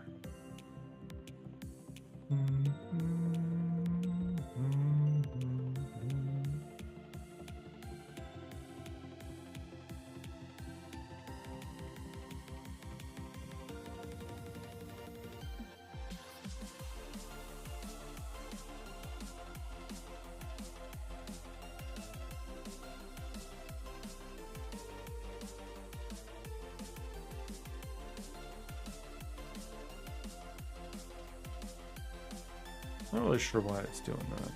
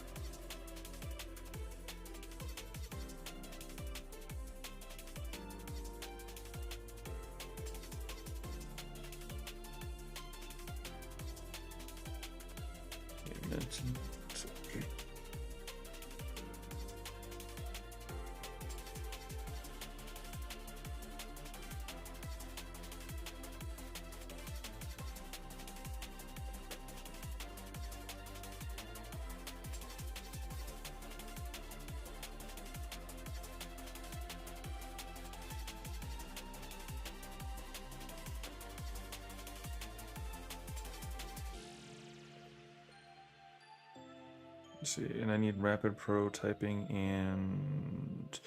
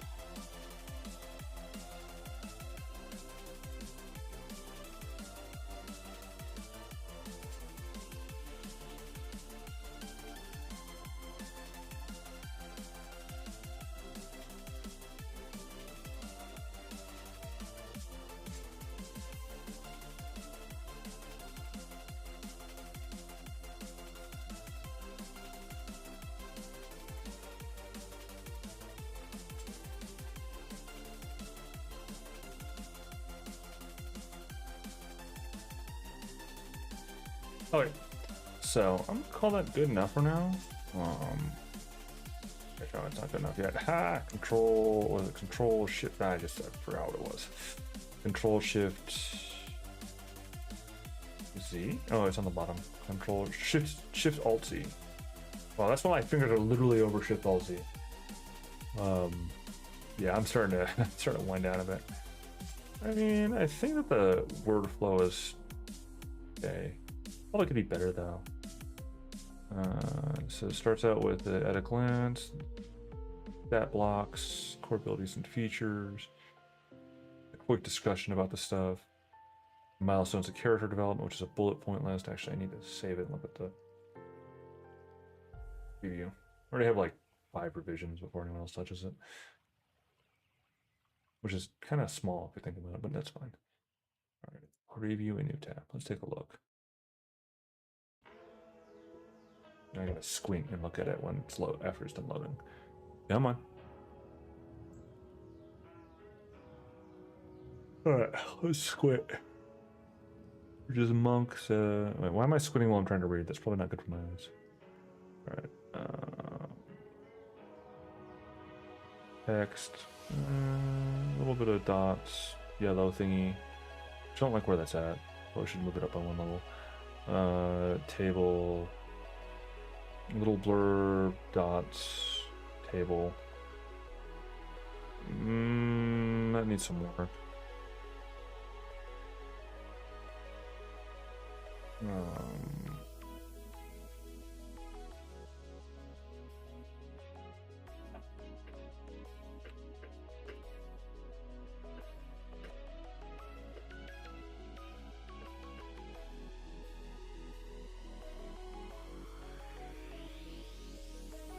Darn it. Yeah, looking at the RP section, it needs some rework. And that's pretty deep in the train. Gosh darn it. I was really looking forward to having this thing ready. Close though. I am close. Oh no. Maybe that's why it broke. Um.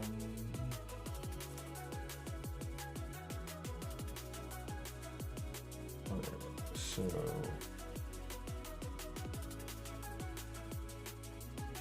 Delete the files there. Let's go ahead and pull this up here.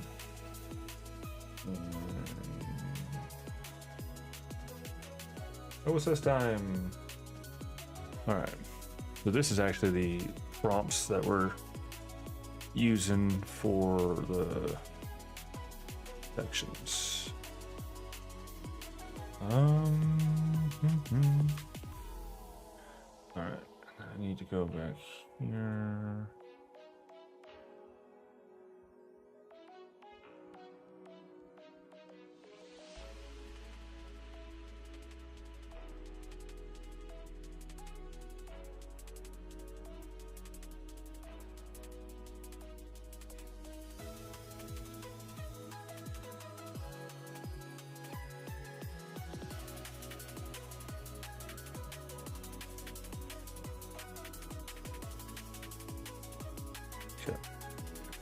All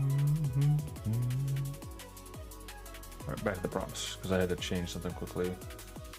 All right, so now there's not see the little silliness that I have to do to make this thing work. I haven't quite gotten it cleaned up yet, where I can just drag and drop and do stuff around. So, all right, I should have deleted that. All right, so all the way back up the arch battle, the battle, blah, blah, blah. Especially that comes with 4 OSS. So I'm gonna delete the OSS stuff.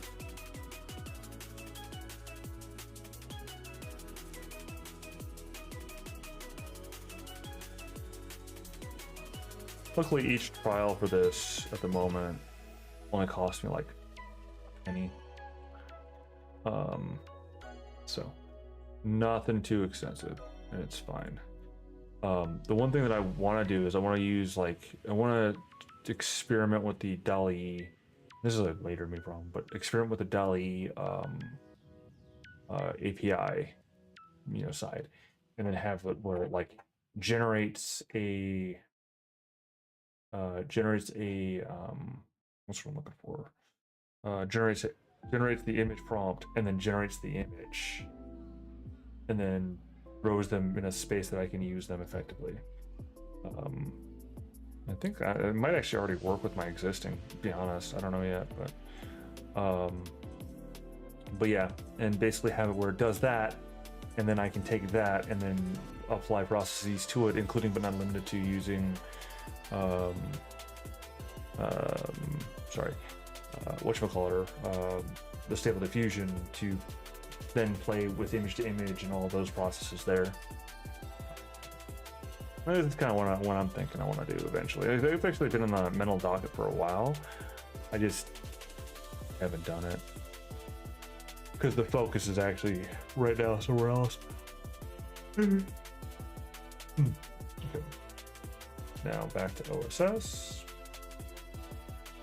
and let's take a look. See here. So,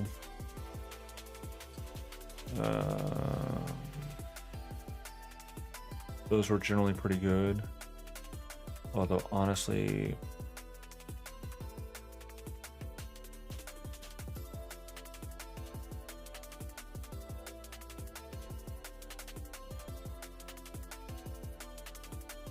let's change it to 3 paragraphs for the core abilities and features. There should only be 2 columns of teeth that weakness encounters when measuring equipment. Okay, that worked pretty well. Milestones of character development. That's pretty solid. Combat scenarios.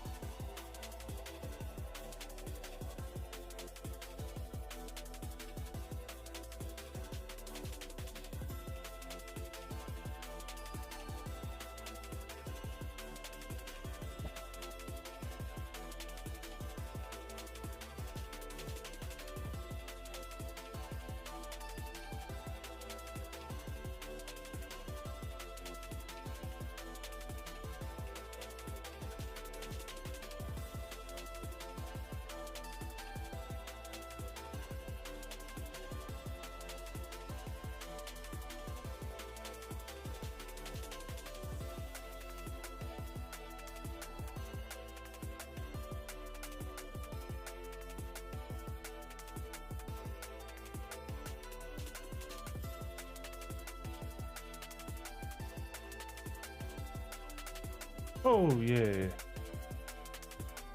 Mm-hmm.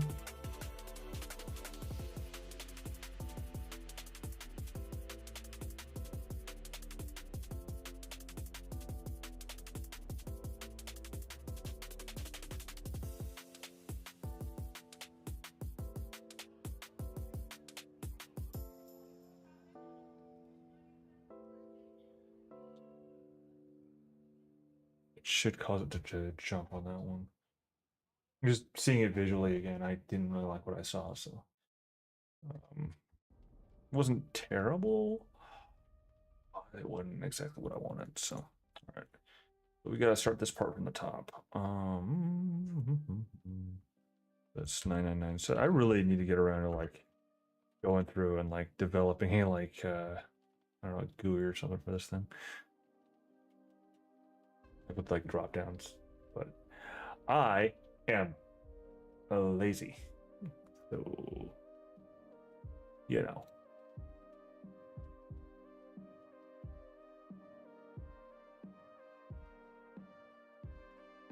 Okay. Content generation.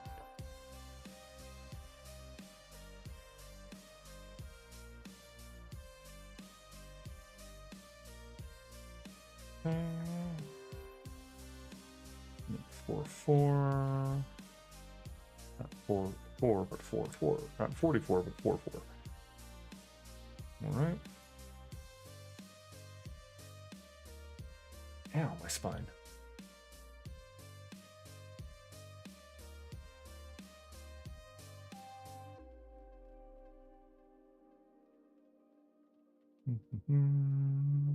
Oh, it's gonna take a while to batch. Unfortunately, that's the one thing that's about this that does take a minute is that it takes a hot minute to batch because it's you know, it is batching mode, which can take from like 5 minutes because I think that's what I got my minimum timer to like 24 hours. So, but it's also half price or even less. I don't remember what the actual discount is for using it in this manner, but it basically you get your time in the queue when you get your time in the queue. It's great for things like this once this is in full swing.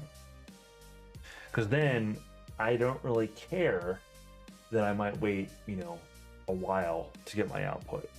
Now there's a way to do it where I don't do it this way with the completions and all that, but I didn't fully set up the process for that, and I don't feel like setting up the process for that because my actual use case I have working. So this means that for my test cases, I have to, you know, sometimes I have to wait longer than I want to. But what that means, of course, is that now I have time to go look at other things. Because that's one of those things that it's a weird sort of nostalgia for me. But I miss the days of dial-up, unironically. I literally miss when it took 10 minutes to start a standard computer up.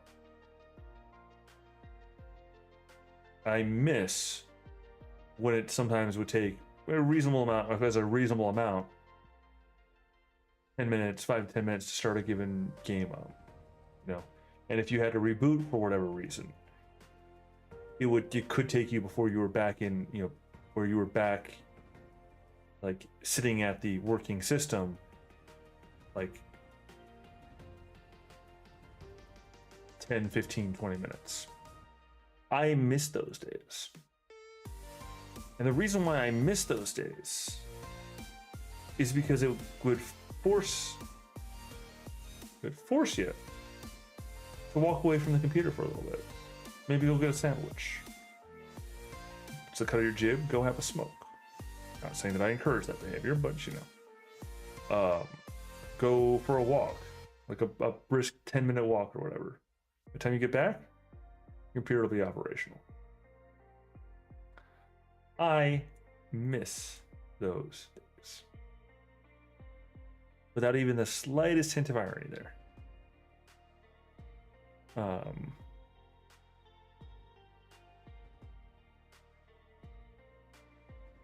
back in my day, you actually had to, you know, have patience. That's ridiculous. More seriously though, like I do like seriously. It was, you know, it was the sort of thing where even me at the time, I was like, yeah, I mean that's frustrating. I can't do the thing that I want right now. But I am, you know, I am learning a valuable skill here. I am learning how to be patient. And this bites though. I basically had to restart for the organic traffic buildup and all that, which is fine. But yeah, and then we got knocked down the divot. But it's recovering, and honestly, kind of like going to the moon. Because they really like how the new formatting is working on it. So. Where are you? Crusaders TTRPG. That sounds neat.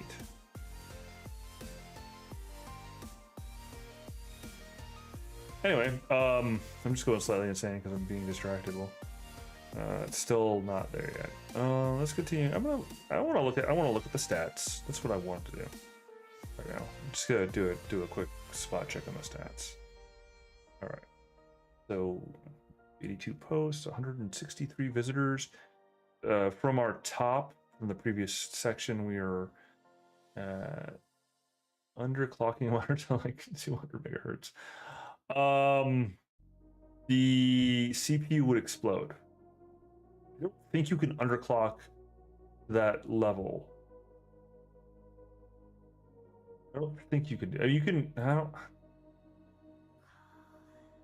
200 megahertz. I don't know if the hardware is capable of that. I would have. Like I say that, like going, well, yeah, it's got to be possible, but I don't know. I don't know if that's actually within. I mean, it's definitely not within specs. I can tell you that much. It's definitely not meant to do that. But I can't say in good faith that you cannot do so. You might need to rework the board though, to be able to play at that level. Because it might be a pretty hard like limitation there, because that will probably fry your. I would say that would probably fry your chip. I don't know, and that's not said with authority because I don't actually know, because I'm just, but the math is making my head hurt. So, and if the math makes my head hurt, that means it probably does something bad.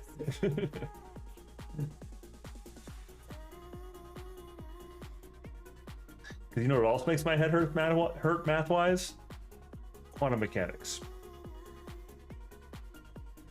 My nose, even bringing up quantum mechanics, my nose starts bleeding. So.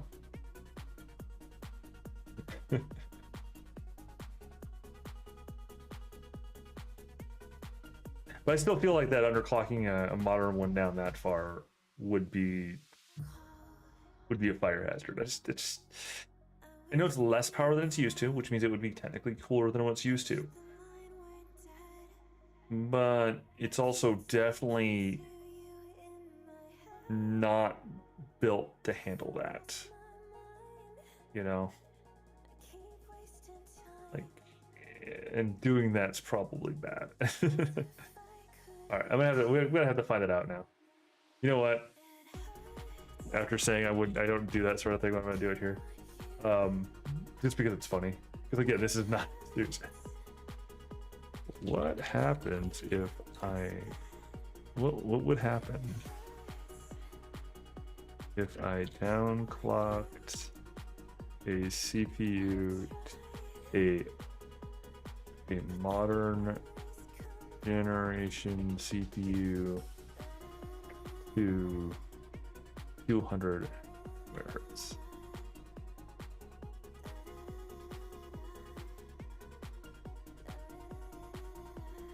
Yes. Well, yes. Yeah. Thermal pack, yeah. I mean, modern equipment basically wouldn't work.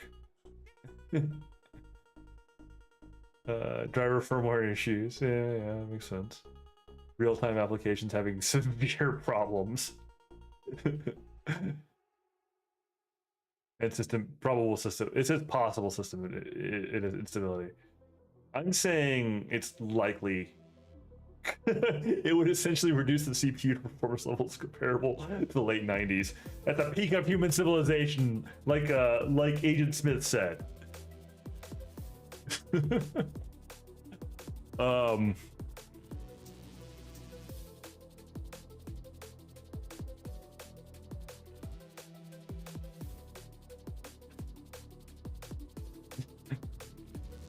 It says it's unlikely. I don't know. Well, it's safe. It's generally safer than it's like, oh, it's generally safer. Okay, modern production of those.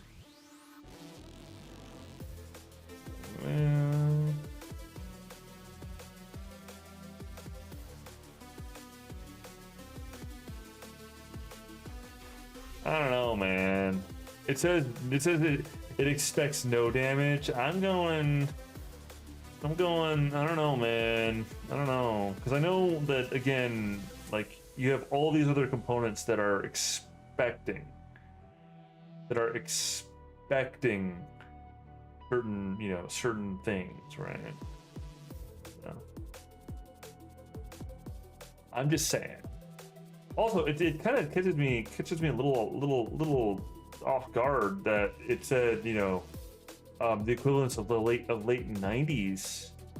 Was it only like, was that the speed range at the time? Was it 200 megahertz? Nah, it doesn't seem right to me. It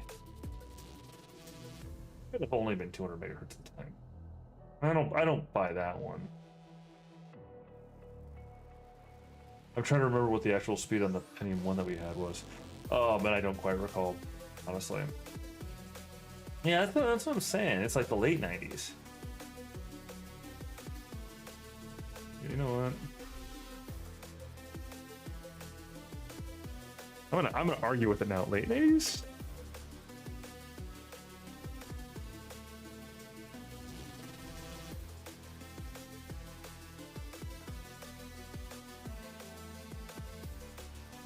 There we go. Yeah, same.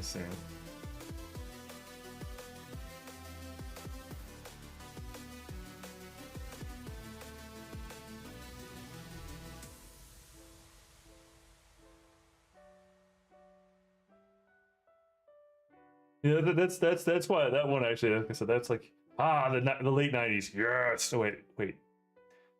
But as it's pointing out, like the freaking, you know, that jump there though is still crazy. Yes. I mean, I like those chips. Actually, like, I don't like the modern. Well, okay, so for servers, you still have fairly large, but I don't like the modern sockets like everyone uses now, in like the server space, because I like. It's even cut off. Gosh darn it! I used the wrong thingy. The Trello one, not the site work one. Which the site work was. I failed. I failed my experiment of trying to see if I could remember things. Anyway, so yeah, the where was I going with that? Well, so a lot of the modern sockets. Although I do like AMD's particular implementation for like the server side. Oh, it's doing its thing. But I don't like either of them because they've got the pads on the chip itself, on the CPU, and then on the board they have the pins, and I do not like that setup. Because I know CPUs are hyper expensive in comparison to boards, to the main boards, but main boards are so much more of a pain in the ass to replace. So, and I can't get away with doing the crazy stuff that I did with when they were pins on the not, well, pins on the board, yeah, I guess, but when they were pins on the pins with sockets, pins on the chips, pins on the CPUs and sockets. Because like one of my favorite claims to fame. So I had a Pentium 1, and like an old Pentium 1 that was dead, right? And I wasn't going to use it. It was too old by this time. right? And I had like I don't remember what the one I had was. Like it was a newer one. This is, call it 2000, call this around 2005, 2006, just to kind of give you the framework. And the Pentium 1 had these big old monster pins, and the one that I was trying to install it had like little tiny pinholes, like lots of little tiny pinholes. And I managed to like screw things up somehow so badly. And now I would never do this. Like I know better, right? Partially because of this story, but I managed to like somehow bend the pins, right? And like bend one of the pins so far out of the way, and I went to bend it back, and I like moved the wrong way or whatever, and I snapped this tiny little pin in my hand, and I'm like, oh no, because I mean it's a CPU, it's expensive. I'm like, what do I do? And I'm like, you know what? Okay, so I can't, and I can't get this pin to be in the right spot. I tried doing some weird, I got some of them back in the right pin, like the right holes, because I'm sitting there hoping I can like basically use the pressure in that system to be able to kind of BS my way through it. And honestly, the system lasted me for a good 5 years, so you know, I mean, it did last, so, and it did fairly well too. But and it actually survived a flight as well, although the hard drive got a little bit mangled in the process. By the way, if you ever fly with a computer in checked, make sure you pull the hard drive. It's not because of any like unnecessary strain from electronic stuff on it. No, it's because physical strain, and they're not like always super secure, and they get banged around a little bit. It did fine, but the hard drive, I had to do some weirdness to make it work. But anyway, that's a future problem from this. But like this system, so I basically had taken one of the pins from the CPU, right, from the Pentium 1, and I shaved a little thing down. I spent like, I don't know how long I spent shaving this thing down. I was just doing, I had like a nail file, and I'm just like just freaking just tinier, like comparing it to the ones that they needed. And I got the width by eyeballing it just about right, at least close enough. And I put it in the slot, and I put the, you know, the NZO, or I forget the acronym right now, but you put the you know, the heat sink and all that, right? Your thermal paste, and then you put all that pressure on the thing, and I'm like, okay.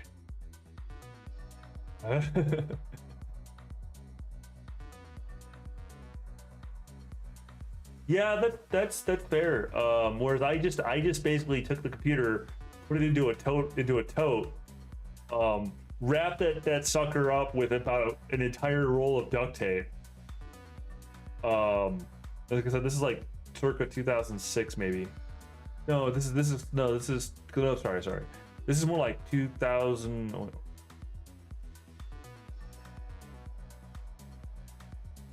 some of the math in my brain stopped working. I gotta think this through when that happened. Actually, it was probably 2009, 2010. Because I built that computer at that point. So call that like 2007, 2006, 2007. And when I traveled with it, I mean, it was a tower I was moving, but it was like, yeah, like I said, like 2009, 2010.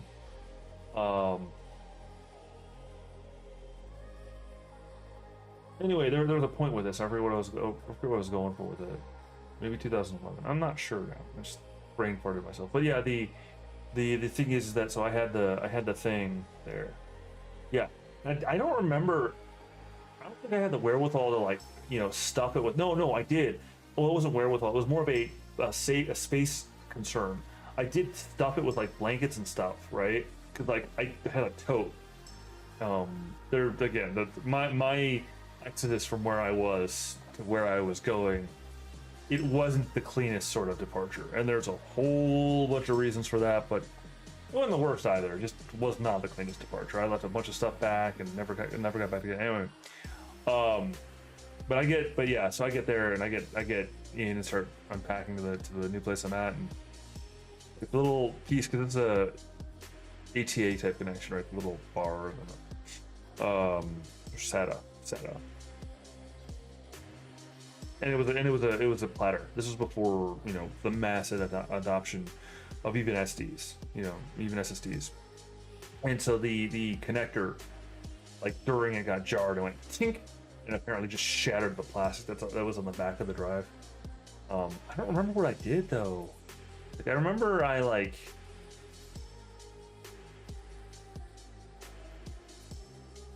Like I think I just like angled it the right, like I jimmied it around and angled it the right way just to get it so it was fine. And again, that system lasted me for years and years and years. So it was, you know, it did well. It paid for it paid for all the effort that and I learned a lot on it too. So I have the worst history with laptops though. Just absolutely atrocious with laptops. My most recent one suffered a critical failure of the screen like a month or two after I got it.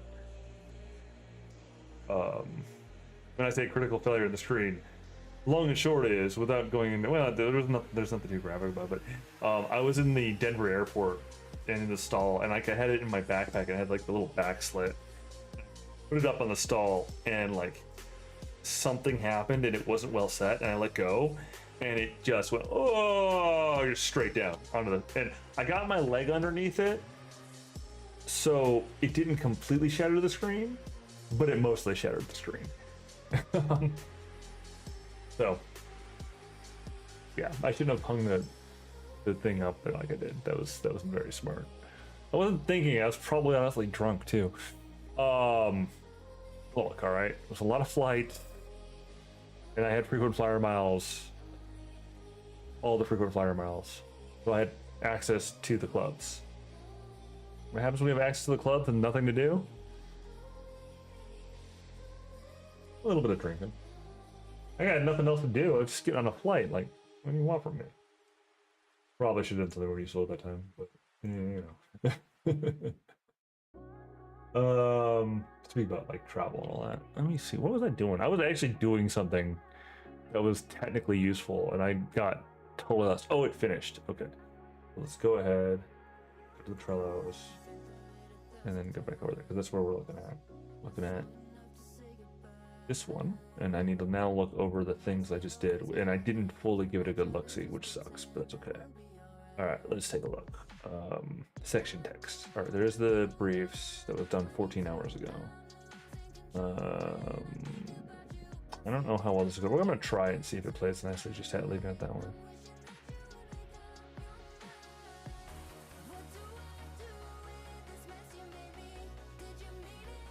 Yeah, I had I don't know how many flights I would call bad that I've had. I mean, the problem is that I flew so often that by ratio, yeah, it's 2 hours. I'll sit and chat for a little long enough. By ratio, it wasn't a bad ratio. Like, it was one of those things where I flew so much that, like, you know, per having one bad flight per 100 flights, right? You know, it's like, yeah, but you flew like 600, 600 times. It's like, yeah, so I had 6 bad flights. I don't care. It's by ratio. It's like, yeah, it's fine. I still one of my favorite calls though, or favorite scenarios that happened for me with flights, and it's a bad flight.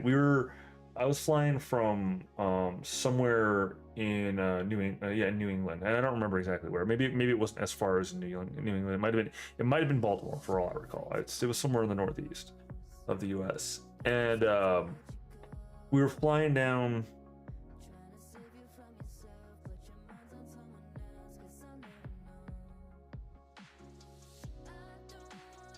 Oh yeah, no, I haven't encountered that one.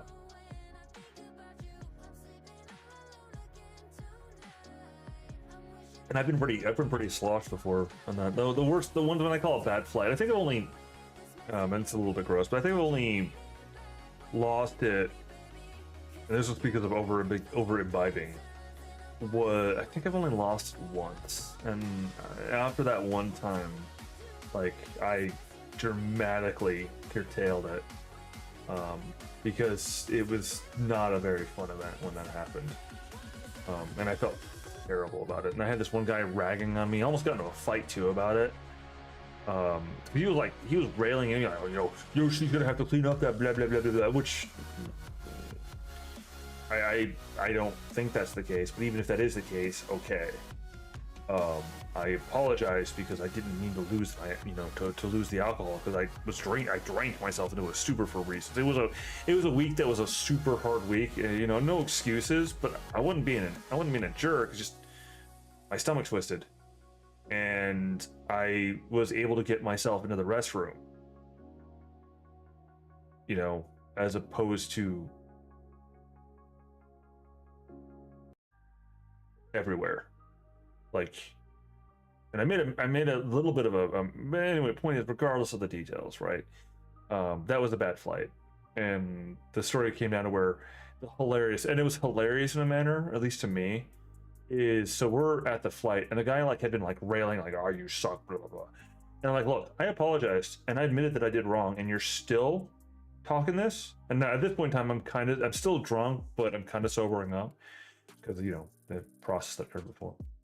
And I'm like, all right, you know what?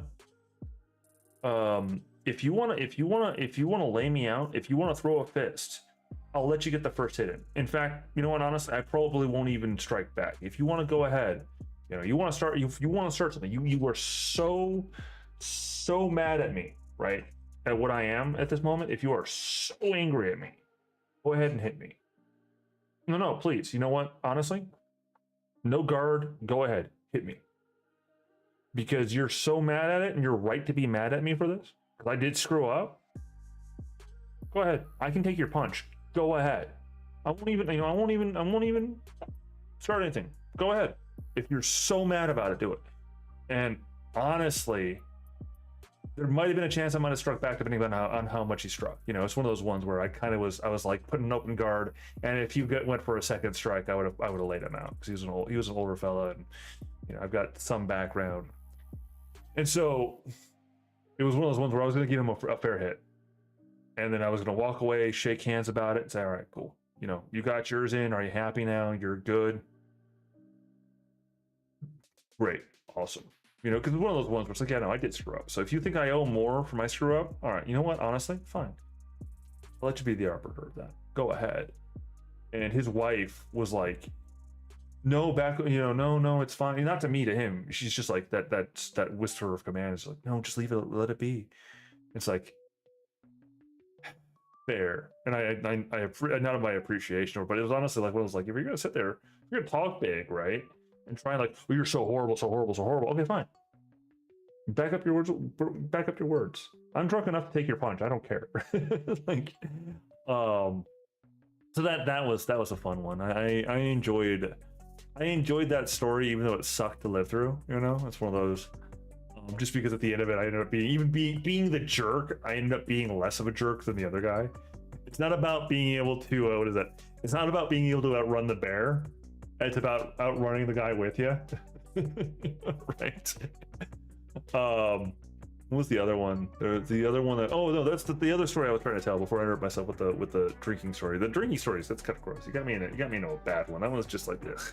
But this one was more funny. This one actually was hilarious to me. So I was flying from the north to the south, right? From like I said before, call it Baltimore for the sake of argument, to Tampa or it might have been Tampa. I'm not 100% sure. And I had basically the sort of thing. Like I said, I was based out of Washington, so I'm and it was a long week with a lot of sites that were 16-hour sites. So I was fried by that point. So it was one of those, you get on the planes and you're like, I have 4 hours to sleep right now. I'm gonna do that, and just sit down, just out like a light. And I wake up to, and again, expectation is I'm heading to Tampa or somewhere in Florida. I wake up to, welcome to JFK International Airport. And I'm like, okay, why is the Twilight Zone music playing, for one thing? Did something really bad happen and I end up in hell again? Like, what's going on? Um, I don't like JFK. I really don't like JFK. There's just, and again, it's as of a few years ago, so if there's any remodels or anything, but I have some bad stories there. And again, I really don't like JFK. It just, yeah, I will avoid it if I can. And now I can because I'm not doing the flying gig anymore. But I also just generally don't like New York too. But that's partially being from Chicago originally, right? So it goes there hand in hand. But so anyway, so the oh yeah, so it's that dynamic. I kind of groggily because I'm like just waking up, like what the heck, and I kind of smell a little weird. You know, something like this smells a little weird to me, but I'm not like really sure. I asked my the person who's sitting next to me. I said, "I'm sorry to bother you, but why are we in JFK?" Like, I just asked, and like, I hate to bother you here. And I'm like, I was the sort of guy that sometimes on flights I would probably spend way too much time talking just to pass the time. And with all the flying I was doing, it was like, I may as well have long conversations unless I'm really, really tired or the person who's sitting next to me puts off clear, no talky nonverbals. So, and or verbals. Like verbals, you know, I don't want to talk. Okay, fine, I'm gonna leave you alone. Nonverbals though, headset in. Unless there's something I need to find out about, right? Or sleeping, or sleep mask, you know, nonverbals like that, you know, the stuff that's clear, that's obvious of like I don't want to, or they're staring out the window, that might rate the quip of the, you know, if it's a nice view, that's a nice view or whatever sort of thing. But that's an icebreaker, and if there's no answer or if there's a minimal grunt answer, then again, those are the rules of engagement on a plane, right? So again, I really cut my, you know, I can't say that I didn't like already kind of do the talky thing, but for the flying thing is really where I kind of, you know, got okay with it. And it was one of those, like, you start to try and read the person, see where they're at, because you can make I mean, you're both trapped together, right? So you can make it really, really bad if you do it wrong. And there are a number of cases where I did it really, really bad because I did it wrong. Like drinking alcohol to somebody who was talking to me about how they were setting up a like an AA organization or something like that, which is good for them. Like I was the bad guy there. That one I was the jerk. But anyway, where I was going with the story. So I'm losing fidelity. I think I gotta call it here soon. But the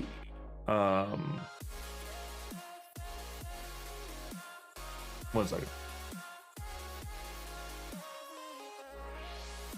So yeah, so and the story goes. So I woke up, you know, and then I'm like, okay, and I found out the information. Like it was basically there was something in flight. There was some bad smell, and I kind of smell it. But they couldn't figure out what it was, and so I'm like, oh, okay, cool, that's fair.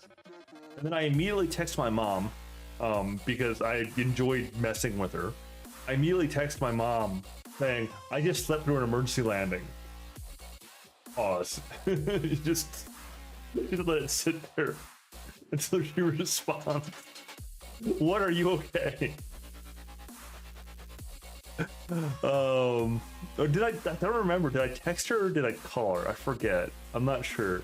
Because I've done that to her before too, like on other things where it's like, I almost just died. What are you doing, Laucivol? What are you sure you're it was fun messing with her. I mean, they were serious situations. It's one of those like, I'm just letting you know that I'm okay, but letting you know also that something bad almost happened. You know, like this could have been bad, but we're okay. You know, it's the, hey, I'm still thinking of you. Just want to let you know I almost died. Who says that? I do.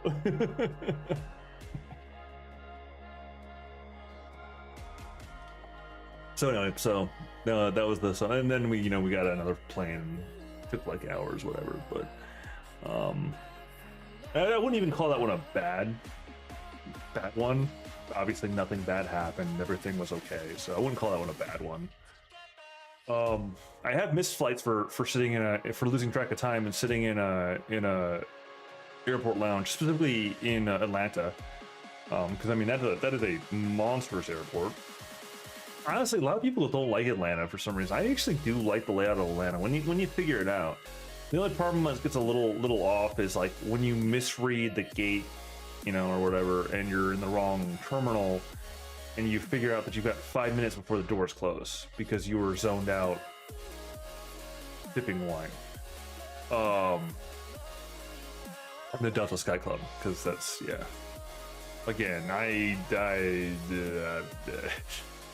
that one, like, honestly, the by the end of the flying gig there, although I was nowhere near losing that job, because I mean, you know, my skills were well wanted, I was drinking myself into probably an early grave. So, and I'm probably still slightly recovered from that physically, because not an okay choice. And it was one of those ones where, I mean, honestly, it was just kind of world event stuff, right? And it was like, I don't have control over any of this, and I can't do anything about it. And yeah, so I kind of went off the deep end on that one. You know, hey, it's just how it goes sometimes. Still doing the things I was supposed to do, though. You know, mostly. There were some errors, but mostly. That one I actually ended up getting a rental car and drove. Like, I had my boss going, like, you don't need to do this. Like, don't fret. We'll get you another flight. It's okay. And I'm like, no, I'm going to get a rental car, and I'm driving it all the way up the East Coast. And again, I think it's from, like I said, it was from like Atlanta to, I want to say it was Virginia, but I could be wrong, because I only went to Virginia the one time. So it was either Virginia or maybe a little bit further north, you know, one of the Carolinas. Is that north or south? I can't even think. I got a map behind me too, and I can't even think about it right now. But yeah, so anyway, so he was like pretty far north. I mean, it was like it took like a few hours to sober up as we were trying to kind of figure stuff out and like get my head about me. And then I went and I got a rental car on the company's dime and drove up to get to the site on time. I had literally the time to go to the hotel. I drove through the night, got to the hotel that was supposed to be where I was gonna stay, took a super quick shower because I had like an hour before the start time. I took a super quick shower, changed clothes, jumped right back in, maybe had a smoke, and then went straight to work. That was, I should not do that. No, it was the right thing to do. I doubled down on that. I chose correctly because I caused a problem. I fixed the problem that I caused, which is probably why why I was like a year later when things were cooling down a bit, why that my former boss there reached out to me and was like, hey, can we use you for another site somewhere? Unfortunately, at that time, for both of our sake, I was actually I had a full-time occupation with a specific company, right? So, and also I was going to be in the general area that he was going to have me do work at, but I was there for purely, being with friends, so it wouldn't have worked out for the timing of it. But yeah, just going with this fun, like, that happened. Quite a few stories for that period of time where that was kind of the way things were.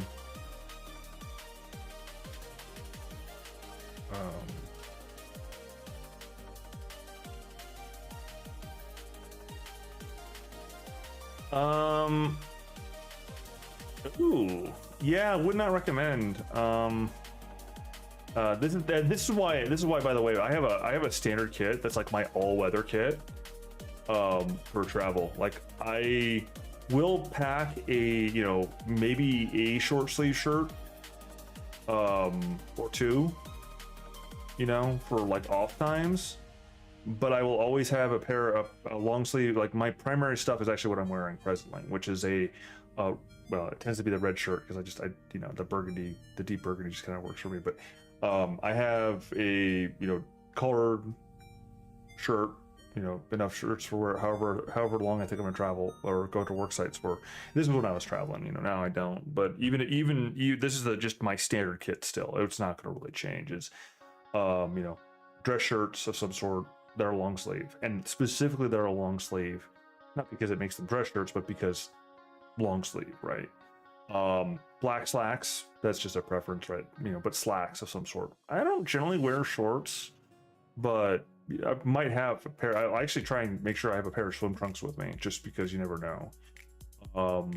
And then my generalized dress shoes, right? But they're generally you know, with the ones with the traction soles. So because, you know, lots of walking around, you want to have good shoes, right? Though I don't. And I now actually will generally have a pair of boots in my kit now too, just because I have a pair of boots that I acquired with a different trip. So, and then I always have a coat. Actually, the coat that I've had. Well, no, I got a different coat in between, but basically a long black jacket, a long black jacket. Now a leather coat. You know, a long, gonna call it shin-ish. Leather coat, and then a hat, and like a fedora, or, you know, that sort of thing. Actually, for winter time specifically, I've got a wool fedora, and the straw fedora that I have can squish quite fine. So yeah, I'm not gonna say that I'm perfectly all weather, but I could handle a Chicago storm, you know. Honestly, I could handle, you know, for the time that would be required, I could probably handle most of the scenarios that would be encountered, you know, for quote unquote civilized areas, right?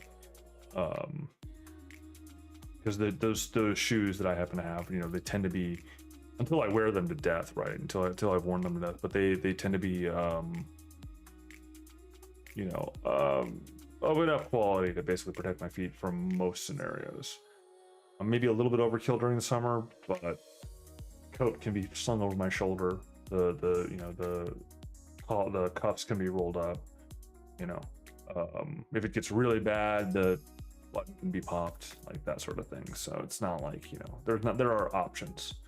Although at one point I used to actually wear undershirts, like white undershirts, because it was just like, yeah, it's the appropriate thing for the type of shirt. But I actually stopped because, I don't know, the extra layer of clothing I found kind of frustrating. I don't know why. It felt, you know, it was unnecessary. Didn't really add anything. It would cloister the neck a little bit too much, and that sort of thing. If it were to be the type for it, so. But as I was to kind of circle back around though about diversions and cancellations, like I have had a few, but it stands to note, diversions and such, like in-air diversions, and I said I've had a few, are exceptionally rare. I understand they're a little bit worse now. They've gotten kind of worse, like the numbers kind of tricked up, but even so, they're exceptionally rare. The fact that I have a few is more of a sign of how much I was on planes. It's just one of those ones where it's like, I mean, you know, where it was for a period of time, it was almost every day, with maybe a rest day every now and then home for the weekend. Some for the busiest periods of times, there were times where I was, and it was only like a few weeks at a time sort of thing when this would happen, but there were times there where in a given week, you know, I was flying out on Sunday, like Sunday afternoon, like I'd do church stuff, and then I'd fly out, I'd rush done with church, go to the airport, fly it out, because I packed the previous day, right? Fly and put a car, fly to wherever I was going, and then get done there, like sleep the night over in wherever I was at, do the work site during the day, and then get on another plane, fly to someplace else, and then rinse repeat, or perhaps drive. But there were a few weeks there where it was like fly to another point, sleep there, go do work site, maybe have Wednesday as an actual travel recovery day, but not always. There were times where it was go do site, rinse repeat. I had some weeks where it was like 5 sites, and the statement there was, that's like where you know, I've got my boss at the time telling me that's pretty much unheard of. We don't do that because that's too much. Are you okay with this? And I'm like, yeah, it's fine. As long as everything, and they They were all opening day performs that I had done the initial setup, so I knew everything was copacetic. I knew where everything was at because I had a personal formulaic to it. I knew where things were to do, and so I just would go and just knowing how I had things set up meant that I could do those sites like they're slated for 4 hours as a minimum. I could do them in 2. Hell, the ones that I had done, like the super small ones, the ones that I had done, like had everything set up by the end of it, I could do it in 1. And there was an extra hour just making sure everything was okay, you know? Like, that was kind of my MO. I mean, there was a point there where there was, you know, you do the same thing for years and years and years, and you get all those processes built up, right? Just you go. If not for, yeah, quite honest, and probably go a little bit too far. If not for the entire, and pardon me the flippancy here, and I'm going to permit myself with this because, frankly speaking, I'm going to permit myself with this, but if not for the entire COVID nonsense, I would still be flying. I would still be flying around. I'd still be doing it, but because of that crap. And I'm not. It's not a. I'm not doing it because I'm afraid of COVID. Just to be clear about that one. There are worse bugs out there. Way worse bugs out there. So.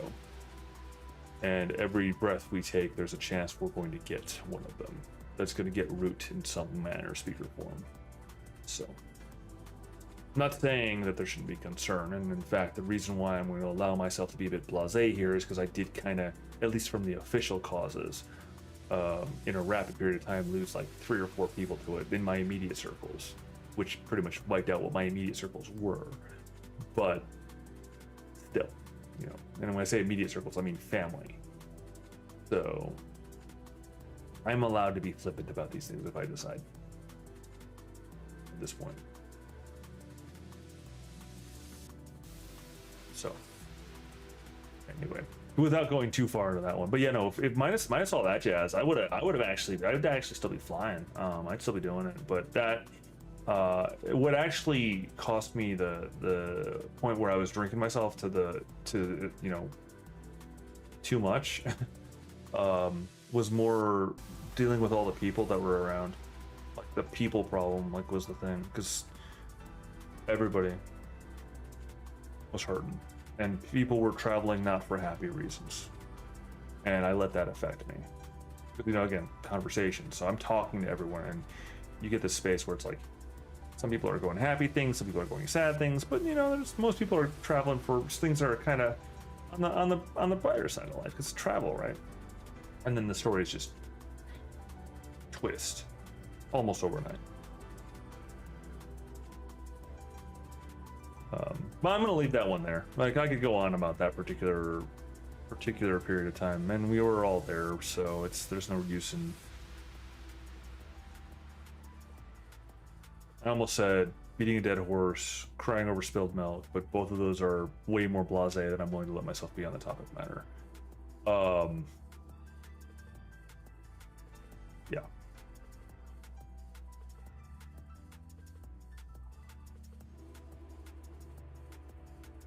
Yeah. Yeah. At least those people got the chance to.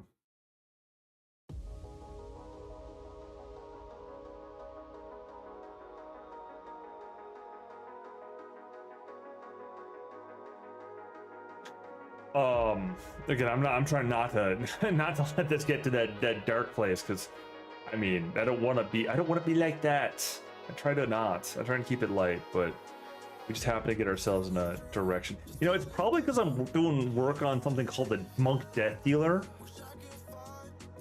Like, legit, it's probably because I'm doing something called on the Monk Death Dealer, which is bringing it there.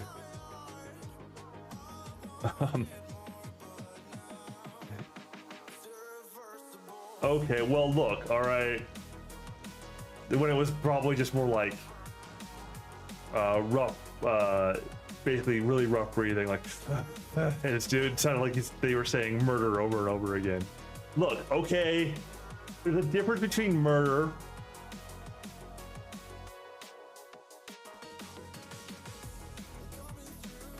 There's a difference between murder and murder. Okay, how about that? I'll put it that way. There's murder serious, and there's murder funny. I'm also the one who actually. Okay, I'm gonna tell this story because it begs being told in the circumstance. So again, it's one of those like things that you should not tell your mom, right? So I was driving and I don't like driving big vehicles. I'm not a fan of them because there's a bunch of blind spots I don't have the control over that I like to have. So I'm driving. It's me in a rental car in a Yukon type SUV. So that's a huge thing. Now I'm driving through the Midwest. I think it's Minnesota. No, not Minnesota. I want to say Kansas, but I'm not 100% sure. And this is during winter where it had heavy snow, super heavy snow, and it was like -30 over the plains, -30 or -40 over the plains, sort of thing. Like it was freaking bone freezing ice cold, right? And so one of the things that happen in these environments, when you get those gusting winds, is you get where your intersections, right? The one that's crossing, depending upon the ways that the wind went when it was freezing, right? You'll have ice strips that one will go this way and yours will be interrupted. And so it's real easy to lose traction on these things. Real freaking easy to lose traction on these things. So if you even like touch the wheel, there's a chance you're gonna lose it. And again, it's a freaking Yukon. It's a big SUV. So where's my center of gravity? Probably above my freaking head. Maybe not that far, but you know what I'm getting at. And so I've got my mom on the phone because I'm just chatting with her. You know, it's one of those things. I try to be a dutiful son, right? And so we're just chatting, whatever. I don't even remember what we're chatting about. And it happens exactly like I said. Like the wheel moved just a little bit or whatever, and I lost traction. And suddenly, I'm going sideways in this drift. Like I'm just like whoop. And so I'm going sideways. I'm fighting, and I'm fighting with it. My mom's talking about something and I'm fighting with it. I'm like trying to get, and there's a point there where I have myself angled and I can feel my tires finally getting some traction. And I'm angled at oncoming traffic. And if I get traction right now, and I let off the gas at the moment, right? But if I get traction, I'm going straight into that other car. Like, whoosh, like they die. I'm probably okay because I'm in a murder vehicle SUV.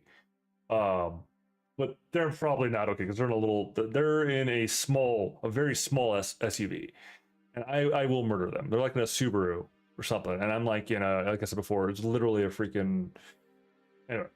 And so I managed to correct it, and I got it back in and kind of wobbled back into my lane, and I slowed down a little bit from that point. I think I was trying to change. I don't think I was trying to change lanes because if I were trying to change lanes, I would go the other way. That happened to me when I was much younger when I did that, but that was just a me being insane thing, you know, early 20s. But anyway, so I get the car under control, and I say to my mom, I'm like, Mom, I almost just died. And she's like, oh no, what happened? And I described to her what happened. I'm driving shortly afterwards. She's like, oh no, if you need to concentrate on the road, you know, you can be. I'm like, no, it's fine. It's perfectly fine. I'm where I need to be. We're okay. Like.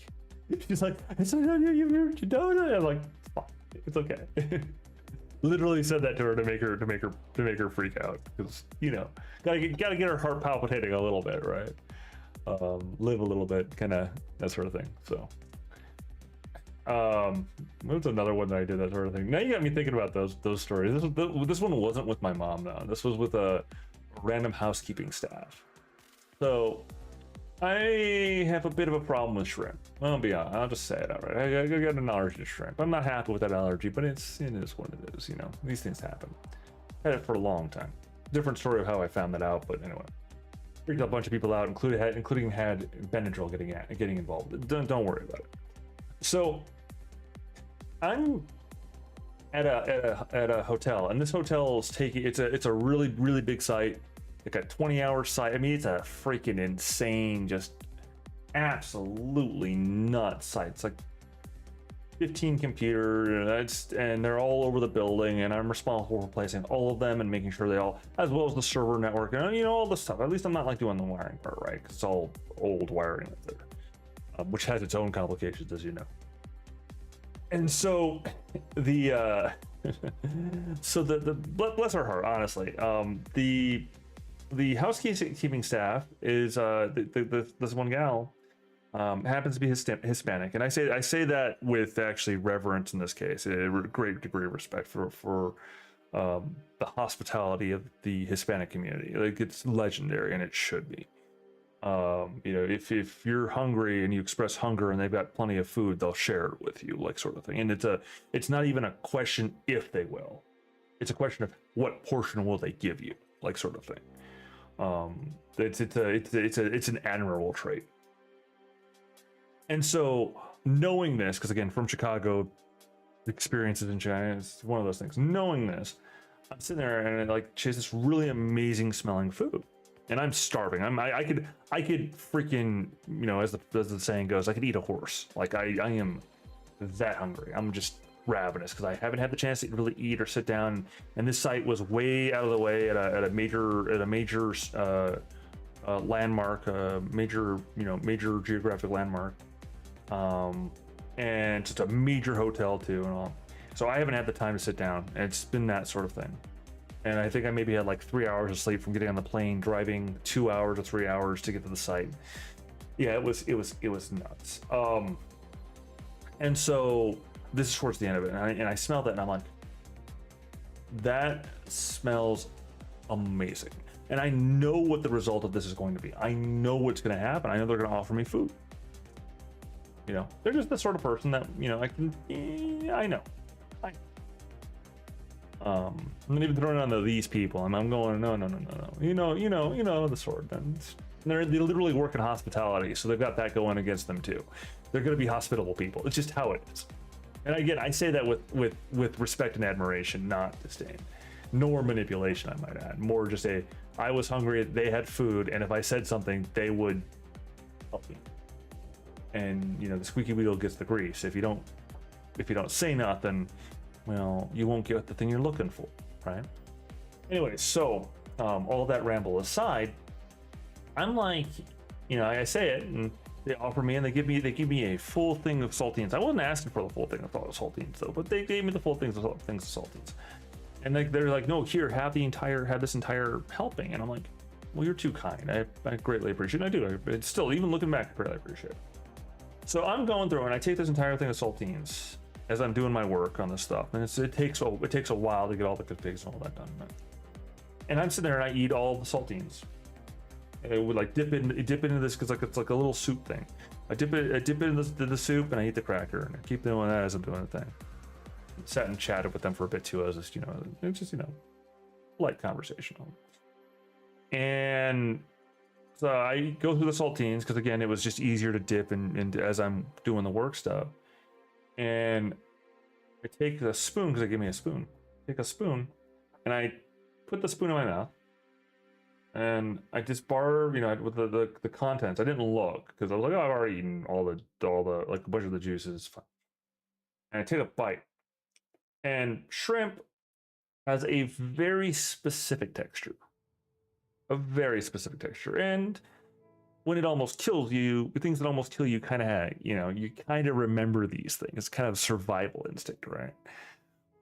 They kind of built, because like, oh yeah, that almost killed me the last time I had this, so I should probably remember that, you know, that's really. So I take a bite and I go, and I feel that texture in my mouth, and in my mouth. I'm like, okay, well, on one hand, I know I cannot swallow this because that's a terrible idea, because that's called anaphylaxis. And I'm well away from home and all that stuff, and I'd rather not, you know, I'd rather not do that to these poor people. It's not okay. I'm not gonna, you know, I'm gonna try to avoid that if I can. I'm probably gonna go into anaphylaxis any moment here, but I can stop it from getting worse, you know, because I realize what happened. And so I let politely, I'll say it this way, I let the you know, I kind of have a moment there. It's a long moment. It's probably, you know, at most like a second or two, like trying to figure out what the heck I'm gonna do, and I got the bowl and I let it out of my mouth, and I looked this poor woman in the eyes, who just wanted to give food to a stranger that was expressing hunger, you know, just wanting to do the right thing for the right reason. Like, her, there's absolutely innocent. She's absolutely not just innocent, but a good person. All right. And when I put it that way, what I did was even worse. And I look her dead in the eyes, and I make a point by point eye contact, and I say, "You just killed me." I don't blink. I just did that. You just killed me. And she takes that moment, like, because I said it for delivery, because it was one of those things where it's like, I'm panicking, but I'm also gonna, you know, I'm gonna play it cool, because I don't know what's gonna happen. I'm gonna grasp at my throat and fall over suddenly. Well, it takes a little bit more time for those effects that, in the context that I've encountered it, for it to get effect. And I say, I am deathly allergic to shrimp. And she's like, oh, I'm so sorry, I'm sorry. No, I'm like, no. There's no way you could have known in a situation that this was what was there. And I was too hungry to, you know, you are in no way culpable for this. This is not your fault. This is my fault. This is all on me. You have nothing about it. You're not responsible for the situation. I am. As I'm feeling as I'm feeling the difficulty of breathing starting to finally settle on me, right? I'm like, okay, it's starting to settle, which means it's taking time, which means it might only be a mild reaction. And if it's a mild reaction, honestly, I can breathe through it. Mild reactions, I can breathe through. Like, call me whatever you will, but if it's only a mild reaction or mild results, a light cut, you know, or even a pretty deep cut, probably just gonna put a bandage, or a proverbial bandage in this case, and move on, because I don't have time to bleed. You know, I don't have time to die from anaphylactic shock from exposure to something I'm deathly allergic to. I refuse. There's this one meme that comes to mind there. It's a little edgy, but it's basically what is it? It's running on the idea that if you don't give the thing permission, it can't do whatever the thing is that you don't want it to do. Like, you know, if you don't give the allergy permission, it can't throw you into anaphylaxis or something like that. And again, I allow myself to be like this. Let's put it this way: I allow myself to be flippant about these sort of things, not because they're not serious topics, but partially because they are serious topics, and mostly because they're serious topics to me in my experience. Like, if I were not one who literally could die from eating shrimp, I wouldn't crack as hard jokes about it. But I am, and I'm going to laugh at it because live a little, right? So anyway, so where that goes, ultimately, and this is still weird to me. I still can't wrap my head around it. And I'm not gonna, you know, go into a diatribe about religiosity or any of them. That's not the point of bringing this up, because her words were, she looks at me, and there was another line that this is tied to. So her response was like, oh, okay. And so she takes a breath, and she's clearly a mom, you know, she's clearly a mother. She's you know, there's all the details that give it. She's a well experienced woman. And I mean that again with honor, veneration, and respect, just to say it hard, like strongly there. And so again, probably raised boys that were rough and tumble and like all that stuff. It's just one of those things where she pauses, catches herself in the conversation moment, because she immediately goes from like, oh crap to, we need to find a solution, like snap. And that shows somebody who knows what the heck they're doing. That's, again, I honor this person, because this gal just, yeah. And so she goes, well, and this is the thing that causes my head to kind of spin. And again, it could have been that she was still like catching her own head in the matter, you know, trying to catch her own, like straighten her own head out still as she was saying it, so things get kind of lost in the translation type stuff. But she says, so drink some milk. I'll get some milk. It's how we handle this in my religion. And I'll say the note that odds of you know, a Catholic variant, considering all the details, super high. I mean, I would argue and say from the iconography that was around there, probably Roman Catholic, because there's a bunch of iconography. So, but then again, I don't know. You know, it's one of those ones I can't say it for sure because I didn't ask her. I know the iconography though. I'm pretty strongly sure it is, but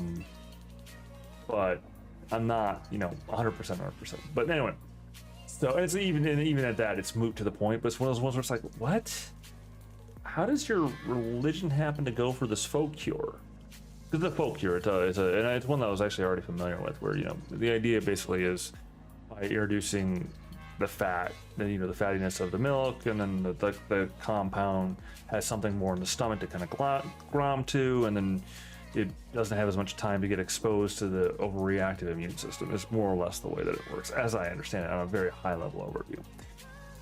So, logic to sound, good to go, no worries. I'm all right with this, you know. And of course, I'm not, you know, I'm not like, yeah, you're trying to help me, like, you're trying to help me fix the mistake I caused. Like, all right, let's go for it. You know. And anyways, there's not gonna be any harm into it, because again, I don't have time to bleed. It's my general ethos. I was gonna say my general ethos on site, but the truth is that's my general ethos. So yeah, and that's probably not the healthiest take on things, but it is what it is. All right, I gotta get this one done. It's been an hour freaking gabbing. Oh, okay. Oh, very well.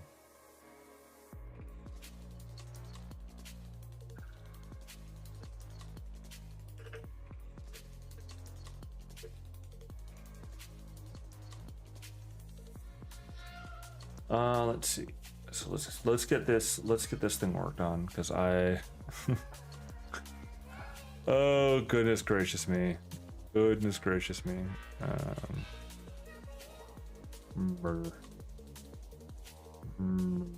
Actually, so to follow on with the murder thing, one of the taglines of Ghost and I's Star Wars playthrough, and I think I got it working finally, is "Murder and Mayhem Awaits." One of our in jokes with that is, I don't know if you're familiar with the Old Republic, but we were wandering through, it's an Old Town, Nar Shaddaa. So in other words, the seedy gangster world stuff, and there were like innocent Duros. They have like yellow name tags. So they're not actually, they're you can kill them, but you're really not supposed to. Like, you're not supposed to. There's no penalty to not do it. But you know, bystanders that you can have as collateral damage. Well, we're playing as a couple of Sith through this area, and apparently we're very, very, very racist Sith, specifically against the Duros. Which is messed up. I mean, I'm not saying it's not messed up. Just to be absolutely clear about this one, it is completely messed up. It is horrible, and I disavow, because it's just not okay. But it's also hilarious.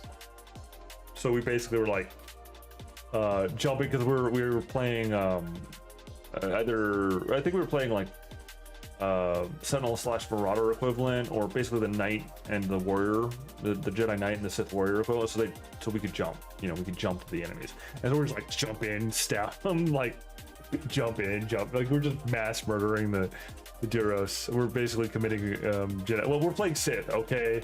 It's what you do as a Sith. You commit genocide. What do you want from me? I do not condone genocide. It is not appropriate. Except in video games. Sometimes it's the only option. No, that's not right. That's not right at all. Anyway, we were just having fun with it. So, Murder and Mayhem Awaits is a reference line. Yeah, exactly. See, the response, fine. This isn't reflective of you know, the generalized sense that one had at the moment in regards to the life at large.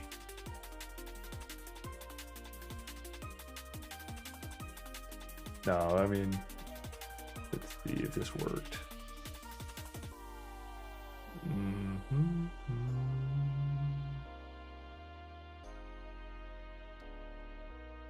All right.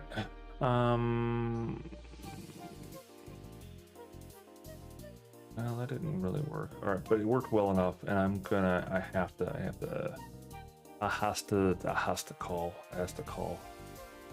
All right, so we're back here again. Content generation. War 2. Let's see how it looks. Oh, excuse me.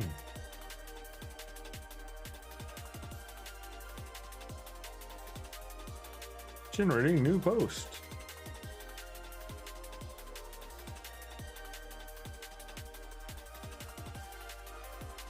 Boy, I'm so sorry for the yawn. I said I need to hit the hay here soon. I would totally pick him up, but hey, there's a person. Oh, the person immediately left. Sad face. They joined the Discord and then they left the Discord. That's depressing. All right. Yeah, these things happen though. I can't be too mad. It's just how it goes. Not that one. That one. All right.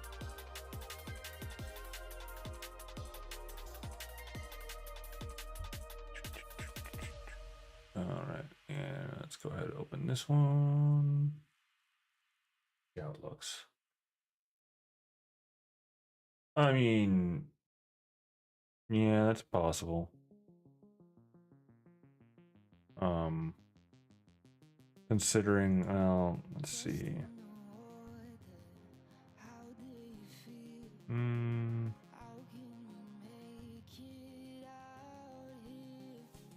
Considering that that given account though had been around for a while, and they were in the server long enough, honestly, to do more than that, to like actually look at the channel stuff. I'm actually tempted to, and for a different problem.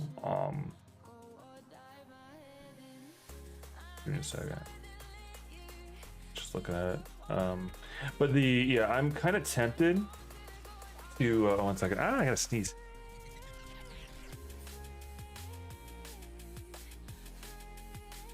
Sneeze failed. I'm tempted to like make it so that we use a gatekeeping type thing to try and force activity out of people, and I hate to say it that way, but I'm really like, I don't want to. I'm just to be clear about this one, I do not wish to do this. I really don't want to do it. I'd rather just, keep the door open and handle it that way. But there's a but. And that but legitimately is, I see that problem, like you said, just the potentiality of them being, of the people doing that being bots, and just, like you said, gathering usernames, which is a problem. Like that's a huge problem. But I will also say that I don't know. Well, no. I will also say though that my greater concern is less bot and more, I don't know why I'm enunciating it so much, but it's one of those things where there's like a, there's a problem we have on the Discord server, and it's a problem outright, and there's no not talking about it, because it's the elephant in the room, which is the fact is that we have people that end up popping out of the server, and I think that there's still some that are there that are people that are proceeding to abuse the kindness of the server and the presence thereof. I don't mean that arrogantly, mind you. It's not like oh, look at how awesome what I'm offering here is. by any stretch. I'm not saying that, but kindness is in letting people kind of just grow, like come in, right? And then as soon as people jump into the server, or not even that necessarily, but just like taking advantage and sending out unsolicited messages to people.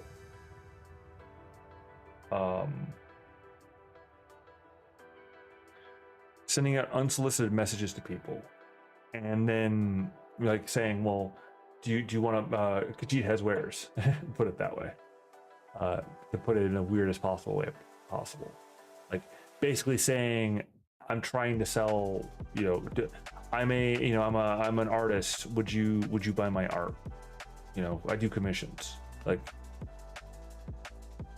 I get it, it's a hungry go, it's a hard go, right? I you get that, but the same regards is that, that's not why people are in a place like this, to have their, to be harassed. And we keep on having people jump in, and we're having to ban them when we get reports of them harassing users for sending them unsolicited solicitation. Like, that's not why people are in a server about, game builds, character builds, and a little bit of a dash of this, that, and these, right? That's also why we have a space specifically for both social sharing, as well as for sharing examples of your stuff, art portfolios and stuff like that, a place for folks to drop off, interest in either starting a game or being part of a game, of a TTRPG of some sort, be it online or not. Like, there's spaces for these specifically, to help facilitate these primary points of community, like primary activities. And yet these people, and this one I am going, these people, for some reason decide to jump in the server, not read the rules, even though it's the rules channel, and then immediately unsolicited send a message, or a friend invite for that matter, to try and circumvent blocks on messages and so on. Like, that's the part that gets the most out of me, is that you got people trying to like circumvent the rules, and then you're like, well, you didn't say that I couldn't send friend invites. And you wonder why the law books end up being like 10 billion lines of nonsense.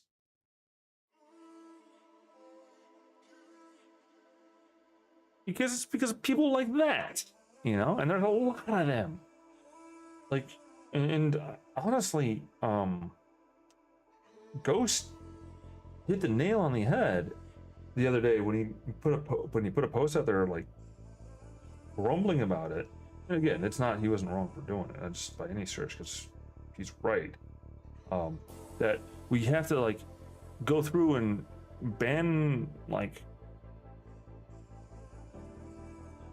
4 or 5 people a week or more, when we'd rather not. Not only just as I don't like banning people, because I don't like banning people or kicking people or doing administrative actions. I do not like doing so. I do not have joy in putting out punitive actions on people. I don't find that fun. I actually despise implementing punitive actions. I don't think that I should have to.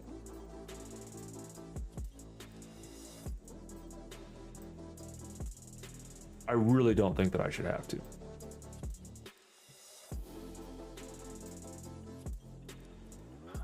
And I don't mean that in like a, oh, woe is me, I don't want to do. No, I mean that as in a philosophical stance. Like, my strong stance is that I do not want to ban people. I do not want to have to do, I do not wield the best way for me to say this. I do not wield the power that I have in anything, in everything, with how do I want to say it? With gusto, yeah, you know, you do what you gotta do, right? But with impunity, with you know, what is the word I want to use here?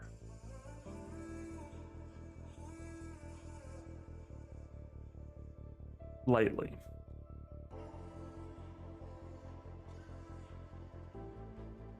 That's the way I want to say it. I don't do so lightly. I don't do so willy-nilly. I do so if I must. And forcing me to have to do the thing irritates me.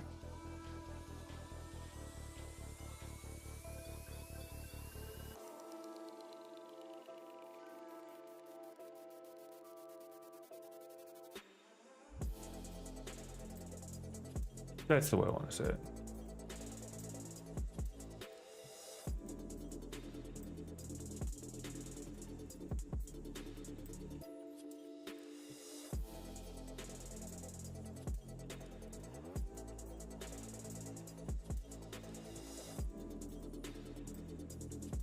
And that's because, you know,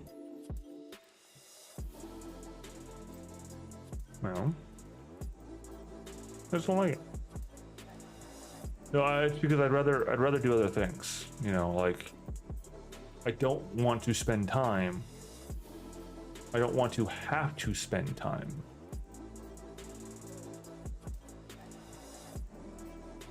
on such matters.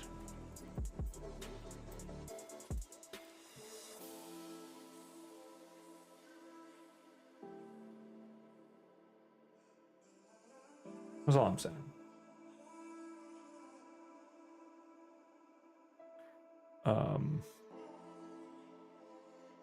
And the way that I don't have to spend time on such matters. Well, there's a few ways. One is I offload it to other people, sure, but the other actual true way, because even if I offload it to other people, I still have to spend time I'm responsible for,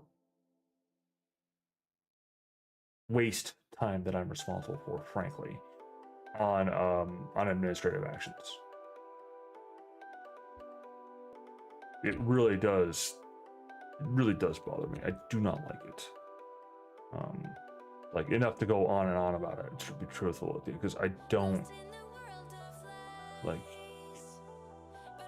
no making me come down with Manhammer, because that means that you're making me have to put effort in that when I should be putting the effort somewhere else, making stuff cooler, you know, making stuff better, having better throughput, flow through, better content.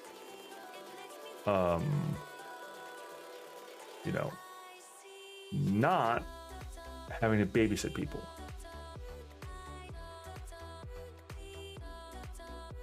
Anyway, I'm sorry for rambling about that one. That one's a me thing. Well, it's an us thing, but it's still that particular level of it. Me ranting at it is a me thing. Oh, what the freak?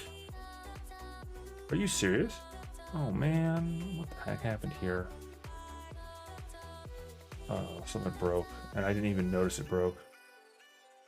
I was too busy. Just too busy ranting and raving that I just cost myself time. 3 hours? Uh-oh. 3 hours. That's not okay.